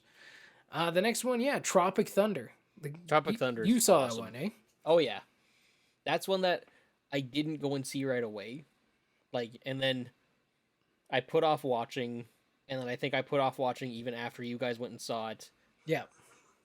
Like for a very long, I put off watching it for a very, very, very long time, and I'm really glad that I did, because when I did, I went in with zero expectations, and I was not disappointed in the slightest. It is hilarious. Mm-hmm. The opening montage of the different, like the trailers for the different films and stuff like that. Yes. Like, and like their different like commercials and stuff like that. Yeah. with That was pretty great. with Best Kiss winner Tobey Maguire. Like, honestly, out of all the characters, Jack Black to me is the weakest character in that movie. He's still fun. He's still really fun and funny. But most of the memorable stuff comes from I'd probably say like the little black dude. I can't remember what his name is. No, he's funny. I can't remember it. It's like he was funny-ish, but I didn't find him like that funny. Is it Al Cappuccino or something like that? Or something like that, yeah. Al Capino, I don't know. But his stuff between him and Robert Downey Jr., like their exchanges were really fun. Yeah, but like any black guy could have done that. And it would have been funny. People. Yeah, like that's what I mean, right? Like it was all like very racial based, which was funny because that's the point, which is funny. But I'm just saying, like how he delivered it. It's like you could have put Chris Rock in there and it would have been funny. You could have put Chris Tucker in there, any of the Chris's, and it would have been funny. You know what I mean? But Chris Evans in there, it would have been funny. Do you think that was a missed opportunity, just by casting someone who's kind of like lesser known or not really like a? No, I just don't think. I don't know, honestly, because I don't think the character really had that much to do, and like the character itself wasn't very standout. So I don't think it was a missed opportunity. I think they casted right for what the character needed to be. Could they have rolled his character and Jack Black's character into the same person? Or do you think that would have been fine? No, I think they were still I think they were different enough. I think his only purpose, though, a lot for existing was to bounce off Robert Downey Jr.'s character, right? To have an actual black man to counter the fake black man. You know what I mean? The white guy who's playing the black character, who's like way too into it. Like that's really like, to me, and I haven't seen it for a while, so maybe he has a secondary purpose. But like for me, mainly, it was just that kind of counter argument, that counterbalance. To like be like, this is effed up, man. But and it kind of shows why they got that actor. Like they didn't need someone with incredible range. They didn't need to go get like literally any black actor would have done at that point for that character. So I don't think it was a missed opportunity or anything. I think it was good casting for what they needed each character to be at the end of the day. I was a little disappointed when that British guy who was the director got blown up right away, though. I was like, oh, I thought he was going to be around for a little bit longer. And Nick Nolte, of course. You got to throw him in there. That makes sense. Tom Cruise, I didn't realize was Tom Cruise Dude, until like... yeah, Tom Cruise was so good. I didn't realize it was him until like the very, very, very end of the movie when they're like, and Tom Cruise, and I'm like, What? Yeah, I don't think anyone knew who he was right off the bat. Like, oh yeah, Matthew McConaughey was hilarious in it too. yeah, like everyone did such a really great job. Like they knew the movie was ridiculous and they I just went killed a in and had panda. so much fun. Yeah, Ben the Stiller. I killed totally, the I man? even forgot Ben Stiller was in that movie for a second. I was like, who is the main guy? But he's so not Ben Stiller in that movie, No, but he is. Like it's a very good blend. Yeah, no, Tropic Thunder, lots of fun. I should watch that again. It's totally like today that movie would never get made. You know what I mean? Like, 100%. it would never get made. But I'm glad it did because I still enjoy watching it and have a good old time. People need to chill out sometimes and let's just have fun. Let's just have fun, laugh together. Next film, Zack and Miri Make a Porno. Did you watch that one? Yes, I did. Oh, it was a pretty good one, eh? Kevin Smith film. Yeah, Kevin Smith, Kevin Smith, Seth Rogen, Elizabeth Banks. I think Craig Robinson was in that one too, wasn't he? Craig Robinson. Yeah, you could have had Craig Robinson. Yeah, because they have the coffee shop scene where it's the guy's like, "I'd like my coffee black." Can't you see him talking? White. Yeah, yeah. They got black. No man, like it's. Yeah, no, Zack and Miri Make a Porno that was a lot of fun because like you think it's like, oh, is this gonna be some kind of weird pervy ass movie? But like it's not. And It was more fun than I thought it would be. it was more expecting fun to and be it a had train like wreck. it had heart in it too. Oh yeah. Like it was a lot better going in, like looking at it and then deciding to watch it. You think it would just be terrible, When but it feels really like isn't that bad. It was real. It was fun. the way they marketed it was 100% like geared towards like, hey, it's gonna be about sex. It's gonna be about sex. It's gonna be about sex, and like it was, but also like it really wasn't. You know? Yeah.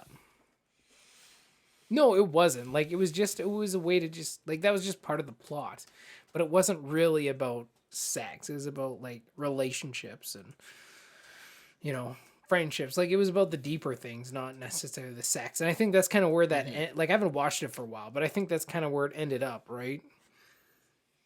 Yeah. Like again, there was so much focus just put on it. Yeah. But like it's not like anywhere near as pervy as people thought it was. No, like, it was a fun time. it's kind of like a I don't know. I think of it as kind of like a hot tub time machine type film. Oh, You yeah. know what I mean? Like it's very much in that. Like it's not like this rated R real raunchy thing. Like it's tamer just than most of Kevin Smith's other stuff. It is. And it's just it was just fun. Because and didn't it Seth had Rogen its help heart. write that script? I don't know if he wrote it or not. Because I I want to say far. I want to say that's might the have. movie where like Kevin Smith discovered weed. That wouldn't be I mean- surprising. Well, I mean, again, it's Seth Rogen, right? Yeah. So If Seth Rogen's there, wouldn't be surprising. Pineapple Express also came out this year too. never saw that one. I only saw bits and pieces of it, so yeah, I didn't see it all. Stoner comedies never really like appealed to me, and I don't know. Like, it's weird though because there are some that I like. Dazed and Confused is technically a stoner comedy, and I love that movie. But Yeah. it's also it's a coming of age movie, right? So it's not just about weed. Yeah, it's about something more.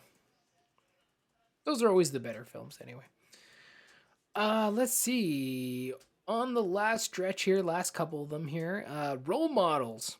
Did you see that one? Sean William Scott. Yes, Paul Rudd. Paul Rudd, yeah, that was, and McLovin. McLovin, and some funny black kid.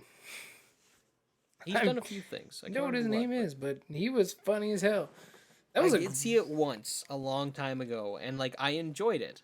I've seen it a couple times. Yeah, It's another one of those ones I thought I was gonna hate because everyone was like hyping it up again, and Yeah. I'm like, I'm gonna hate this movie. And then I watched it on my own, and I'm like, you know what? No, it was fun. It didn't stick with me. I didn't go back and watch it. I've seen some clips here and there that are really funny, but like, it was a good one. It was enjoyable, and it had heart. like that's the thing, right? Like you get these movies that kind of come across or marketed as like kind of raunchy. Like the most important ones that are funny, like you got to have that heart in it, right? Like it has to be about growth and learning. And I mean, I guess that's just general storytelling, like in general, right? And character development, character arcs. But some films don't even really do a great job at it. You know what I mean? Like some don't. Some are just really basic. But like Role Models, like it just yeah, it came down to like, two guys who were very much not role models, shouldn't be, got put in that program and then ended up caring about their kids and shit and going the And extra they mile. learned from it. Yeah, they learned from their children, which was great. That was a funny one though. That was good. Soulman. Did you see that one? No, I saw it feel on the like list, and it rings a bell, but I never saw it. I'm like, I I don't know if you would have seen it. Like, this is I have this movie in my house and I watch it from time to time because it's absolutely one of my favorites. It's like, I'm pretty sure it's Bernie Mac's last film. Like, I'm pretty sure it's dedicated at the end to Bernie Mac. And it's Bernie Mac and Samuel L. Jackson, and they're washed up, like, I don't want to say kind of like funk singers, I guess. They're in a band. Like, they were with a group who is like, that's the first time I actually saw John Legend, because he's in this film too, for a bit. So it's like these two guys, and like John Legend's like the main guy, and they're kind of like his backup singers, like in their group of three, kind of do like the background bits. And then John Legend's character gets like famous and goes solo, and they get kind of like scrapped to the side, right? And then his character, like, it's like 30 years later, like, dies. They're all washed up and old. And then they get like tagged to go and sing at his funeral. So it's one of those like buddy cross country trips to make it to his funeral and then perform there. And Okay. it's got like all the hallmarks of like the music ones. Like, you have like your really tiny performance, then the medium one that leads up to like the big finale kind of thing. And all the music in it is so good. So good. I got some of it still on my phone. Like, I'll have to check it out that I listen to every once in a while, and it's just hilarious. Samuel See- Jackson is great. Bernie Mac is freaking awesome. They're just, oh man. I want to tell you things, but I don't like there is quite a bit of swearing. Of course, with Samuel L. Jackson. Of course it is. And Bernie Mac, there's quite a bit of swearing. There's a lot of like MFers over here, but it's great. Like, Samuel Jackson, like when Bernie Mac finds him, he's like in his house and he's got dog food, man, and he's like, where's the dog? Or Samuel Jackson's like, dogs are gonna come bite your ass or something like that, and he's like, with the dog, there ain't no dog, you the dog. Then like N-word. God, yeah, we can't say anything on the show. Like, it's so funny, but tons of heart, man. Tons of heart. I got the title mixed up. There's a 1986 movie. Never seen it, probably never will, called Soul Man, not Soul Men. And it's C. Thomas Howell, a very white man. Oh. I don't remember if he You gotta do your thing. I think he wakes up black, so it's his guy in blackface for an entire movie. Oh my gosh! Like, it's not like I'll send you the trailer after this. Oh my gosh! It's yeah. So I was very confused when I saw this title. I'm like, what is it? What movie is this? And I never clicked on it to look. But then as soon as I just Googled it now and I saw the poster, I remember the trailer for it, and I remember the poster for it.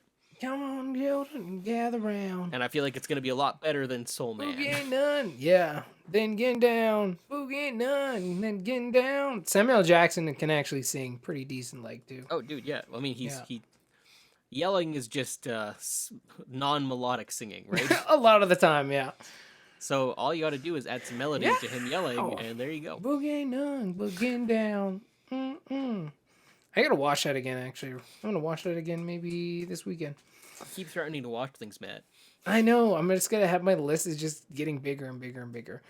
Last two here on the list. This one I haven't watched for a long time, but I remember just being like, I was like, whoa, that was such a, whew, that movie hit me hard. That was 7 Pounds with Will Smith. Never seen that one. Damn, I heard really good things about that. Like, yeah, it's really good. I wanna. Isn't that where he has to do? He does a bunch of, I don't want to say favors because I feel like that's underplaying what it is, but he has to help 7 people. Something similar, like to that, and this is the problem because I watched it once when it You came don't out. remember much of it. I don't remember much of it. I just remember this was a really, really, really good movie. That and The Pursuit of Happiness. And I think Pursuit of Happiness came out first, and then 7 Pounds like in See, 2008. I haven't seen Pursuit of Happiness And either. oh, dude, Pursuit of Happiness is so good. That one I remember a little bit more clearly. Sometimes I get the two mixed up, but they were both like really heavy, like dramatic, emotional films by Will Smith, really close together. So sometimes I do get them mixed up. I dig But that. these were like two films where it's like you're like, oh no, Will Smith isn't just like an action actor. Like he can like He's not just a act. Like he and he's can, not just a like, laughing guy either. yeah, He's exactly. Like he can bring it. And this was one of those 7 pounds. Like it was so. I just remember feeling so profoundly moved by this film, even at like 17. I believe, yeah, like he does like favors for people, and I think he's like trying to decide like who to give away, like because he's dying, and it's kind of like who to give away his organs to find people Mhm. to be a donor. I think that like it's something along those lines because I remember but like the end is I just remember like freaking almost like bawling, man. I was like, oh my god, and that's what I remember. Like so many of these films, that's the damn problem. So many of these films, you remember like how you felt emotionally, or you remember you're like it like brings something up in you, but you're like I don't remember the exact context of it and what exactly happened there, but. It's another one of Will Smith's like just like top films. And yeah, like for me this and The Pursuit of Happiness were just kind of like damn, this guy can act. Like he not just like, you know, Men in Black act, but like act. Actually, Men in Black is the best way to describe what we were both talking about because Yeah. you have the action stuff and the comedy stuff in the same movie. Yeah, exactly, right? And it showed like a different range, which actually like I was really happy because I got to explore that in Men in Black 3 and actually gave him emotional stuff to do in the third movie. Yeah. Yeah, Because by pretty that much. point he proved himself as just an actor. Yeah. Like That he was and stronger than that, yeah. 100%. And like, yeah, 7 pounds in Pursuit of Happiness, dude. Like, if you feel like you need like just an emotional outlet, you need to ball. Watch those two films, guy. I'm telling you, you'll Oh, ball, trust me, man. man. You'll I'll ball. discuss that. I'll discuss that when I'm talking about my top films because I have one. Oh, okay, sounds good. And last one on my list, Quantum of Solace. It's not my favorite. It's not my favorite James Bond film of all time, but like in 2008, that was like in comparison to like the rest of them, it makes the list. It just barely made the list, but it made the list. The only thing I have connected to that one is watching it in theaters with you. Yeah. I remember sitting next to you specifically and how jazzed you were, especially that opening car chase. Dude, that was so good, and that was like the best part of the movie. Well, we were nice and close. Like that was one of those ones where like we were close to the We were front too of the close. theater, We were too but close. but for that opening scene, it worked. Yeah, it it was really pretty, like because it threw you in the action, but then everything else for the rest of the movie was like, why did we get these scenes? yeah, pretty much. Like the first. Oh yeah, I really liked how that film opened. It was so good, and the rest then of it was just like questionable.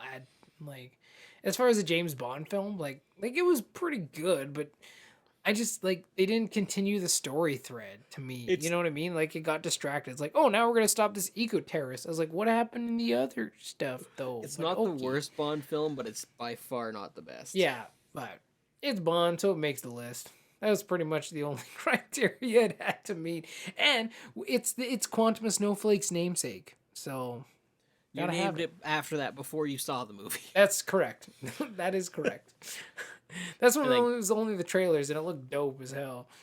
Yeah, no, those are my 2008 favorites: Cloverfield, Rambo, Semi Pro, Forgetting Sarah Marshall, Iron Man, Kung Fu Panda, You Don't Mess with the Zohan, The Incredible Hulk, The Dark Knight, which I will still stand by 100% all the time. I love it for what you are, mistakes and all. Step Brothers, Tropic Thunder, Zack and Miri Make a Porno, Role Models, Soulman, wow, Boogie ain't nothing but getting down. 7 pounds. So emotional, but I don't remember what it was about. And Quantum of Solace. Now, I'm going to wrap this up with the worst movie ever created came out in 2008. Like the absolute worst movie ever made.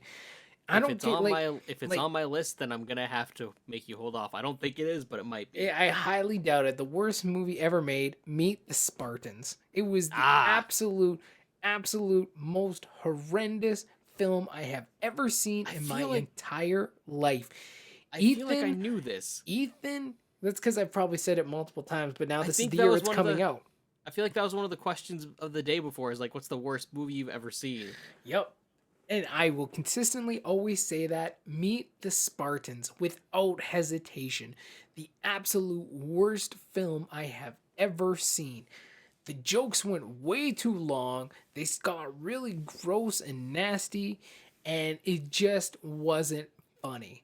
The trailers, though, the marketing for that movie, money. Man, they did such a good job marketing that film. They tricked you The real trailers well. were oh, dude, and that's part of the things that pissed me off too, because the So, trailers were money. Like the trailers were really funny. The movie itself was just horrendous. were you pissed off as soon as you saw it, or was it like a slow burn where like you No, first saw it and you're no, like, no. okay, it's It's not like bad, as but you're like, watching it, you're like, this is the worst thing I've ever seen. People were leaving our theater. This is the only film I've ever been in where people were leaving the theater. And not just one or two. Like we started with a pretty close to full theater. I think me and Joy went to see this one.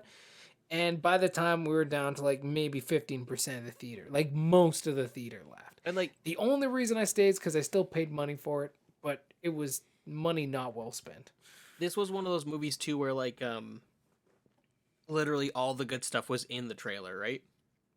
Here's the thing, all the good stuff was in the trailer, but then the movie also took all those good things and ruined them. Like Oh that's my the goodness. problem. So even the good things that were in the trailer got ruined in the film. Like that's how bad it was. Like here's an example. Like in the trailer, they had like Leonidas kicking like Britney Spears down the pit and like two other people, and it was like, oh shit, this is so funny, man. And in the movie, they kicked probably like 12 people down the pit. So like it was funny for the first like couple, like and then you're like waiting for the movie to keep going. It's like, no, we're still kicking people down the pit. And they kicked 12 to 13 people down the pit. I didn't count, but that is my rough guesstimate.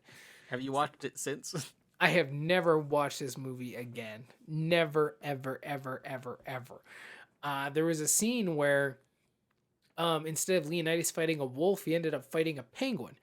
And that was funny in the trailers. And it played off really nicely to what they were doing. And then in the film, it just went too far because then the penguin sat on his face and took a dump. Like it was just greasy white penguin dump all over his face. So it was like you had this funny concept and it's like you just took it way too far. No, we're just gonna Way poop. too far. Poop is funny, It's isn't like it? Kids love poop. It's like because when the joke itself is the punchline, they're just like, but we need another punchline. Oh, that's good. And then it's just killed the whole thing. And the same with kicking down the pit. Like these are just two examples.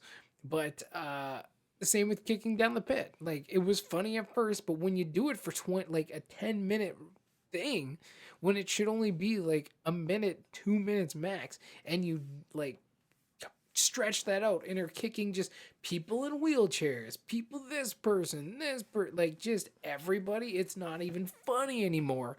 By the time you get to the end, you killed your own joke that was good, but you just took it too far. And that was my big criticism for that film. And when you're, especially when you're talking about these kind of spoof parody films, you have to, it's good to make, you want to have your jokes, but like that film, every joke that worked, they took too far, and the rest didn't work at all.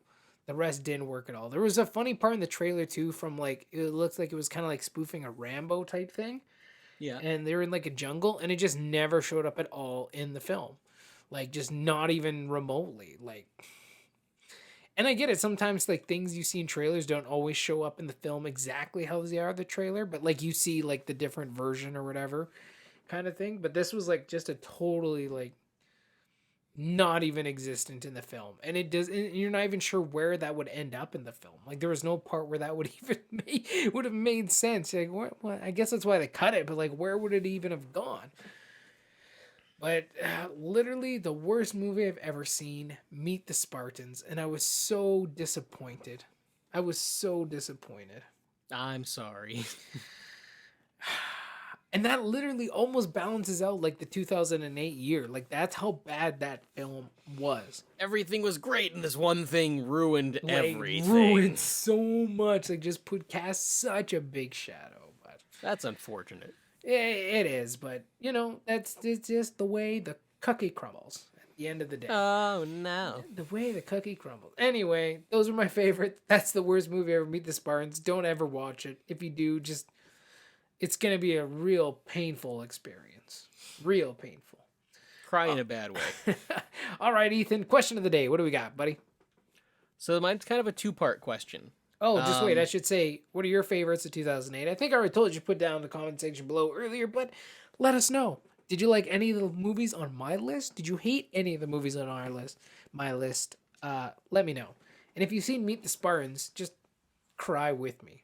It's okay. We'll cry down the comments together. It's fine. Exactly. Okay, go ahead. So, two-part question. Do you think there's a difference between your favorite movie and the movie that's most important to you? Is there a difference between your favorite movie and the movie that's most important to you? I would probably say yes, because I think your favorite movie can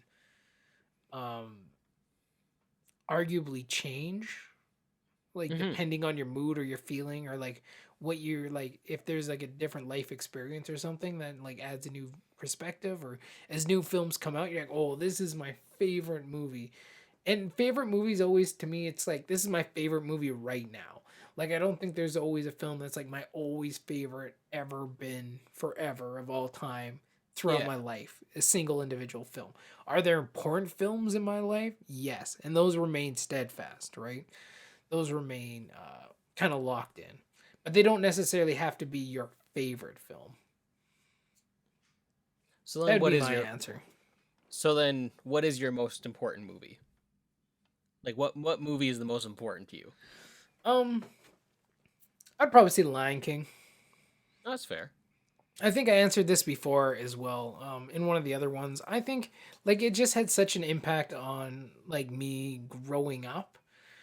And like it's funny because like the journey that Simba kind of goes on, I kind of relate to that journey even just in like my own life.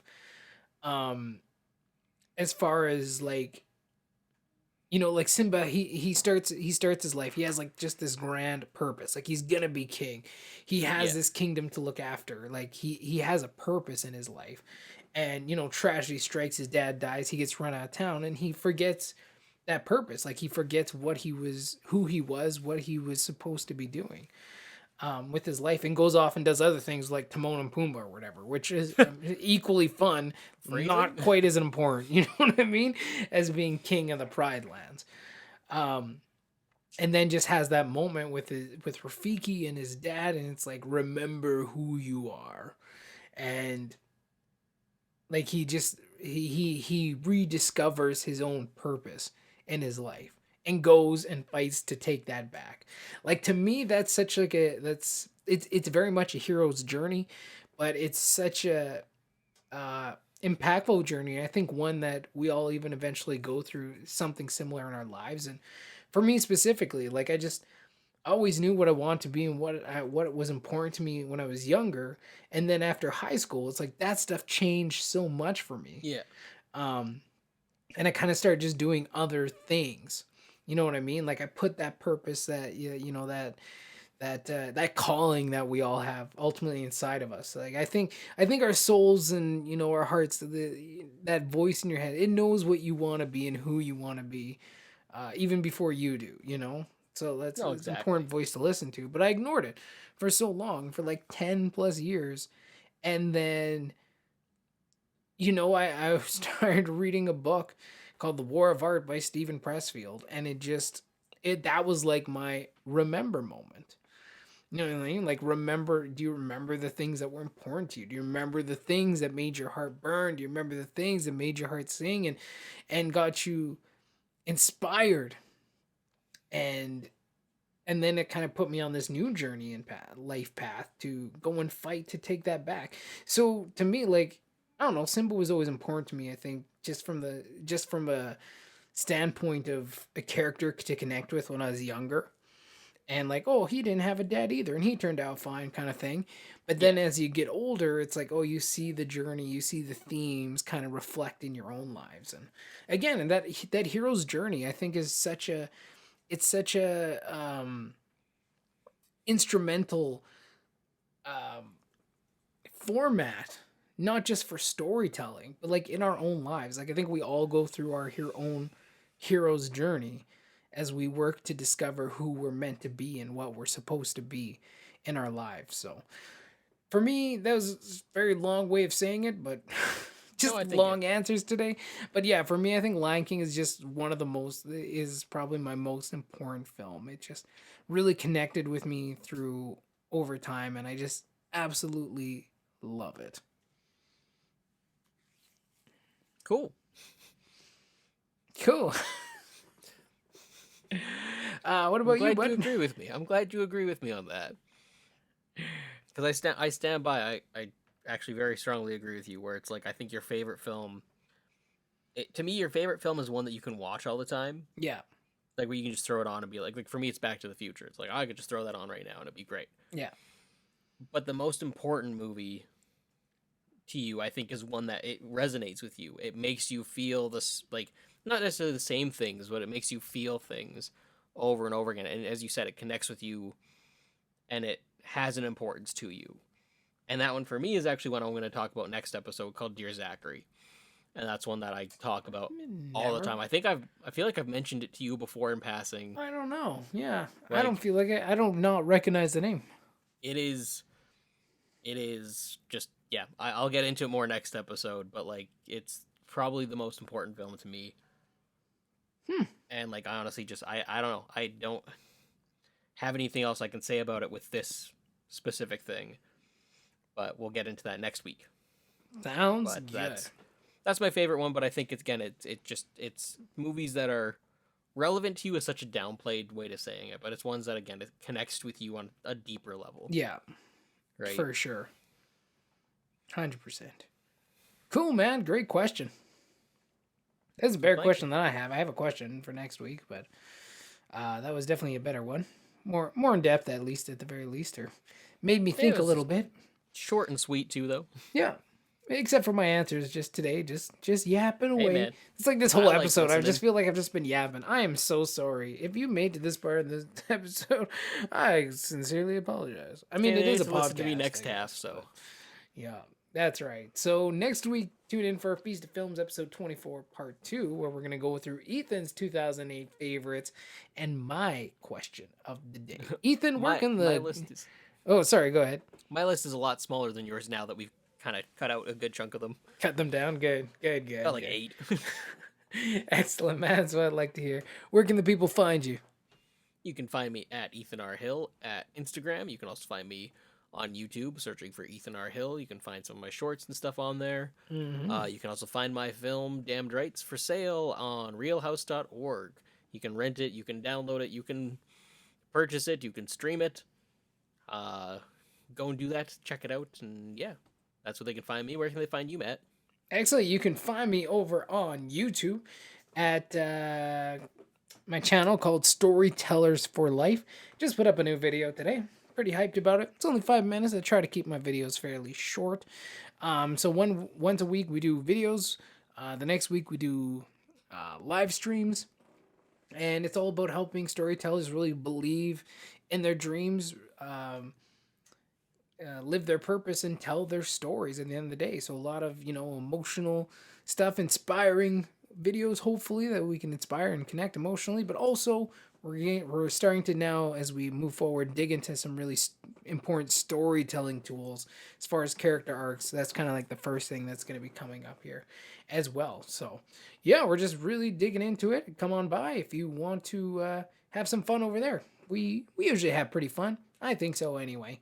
On Twitter, you can find me at Storytellers4L, the number 4, capital L, and Facebook at Storytellers for Life. Links are down in the description below. I think. Probably. Unless I leave haven't with put them them there. I can't It's up remember. to you. I can't remember. That's your job, not Yeah, mine. I know. I can't remember if I did or not. Probably. My job is to look pretty and pretend to be funny. Good job. I don't You're, do well you're at doing either a of them, decent but job at one of those. We're not going to say which one. We're going to let the audience decide. That is up to you. Anyway, this has been a Feast of Films episode 24. Again, let us know your favorite 2008 films. Do you agree with my list? Do you enjoy? Have you seen Meet the Spartans? Do you like it? And your question of the day, what's your favorite film? What's your most significant film? And do you think they have to be the same thing? Again, let us know. This has been a Feast of Films episode 24, part 1. I'm Matthew Ayalew. With me as always is Ethan R. Hill. and we will see you guys next week for part 2. Have a good week, everybody. So long. Bye-bye. Toodaloo. Peace. Yeah, we did it that time.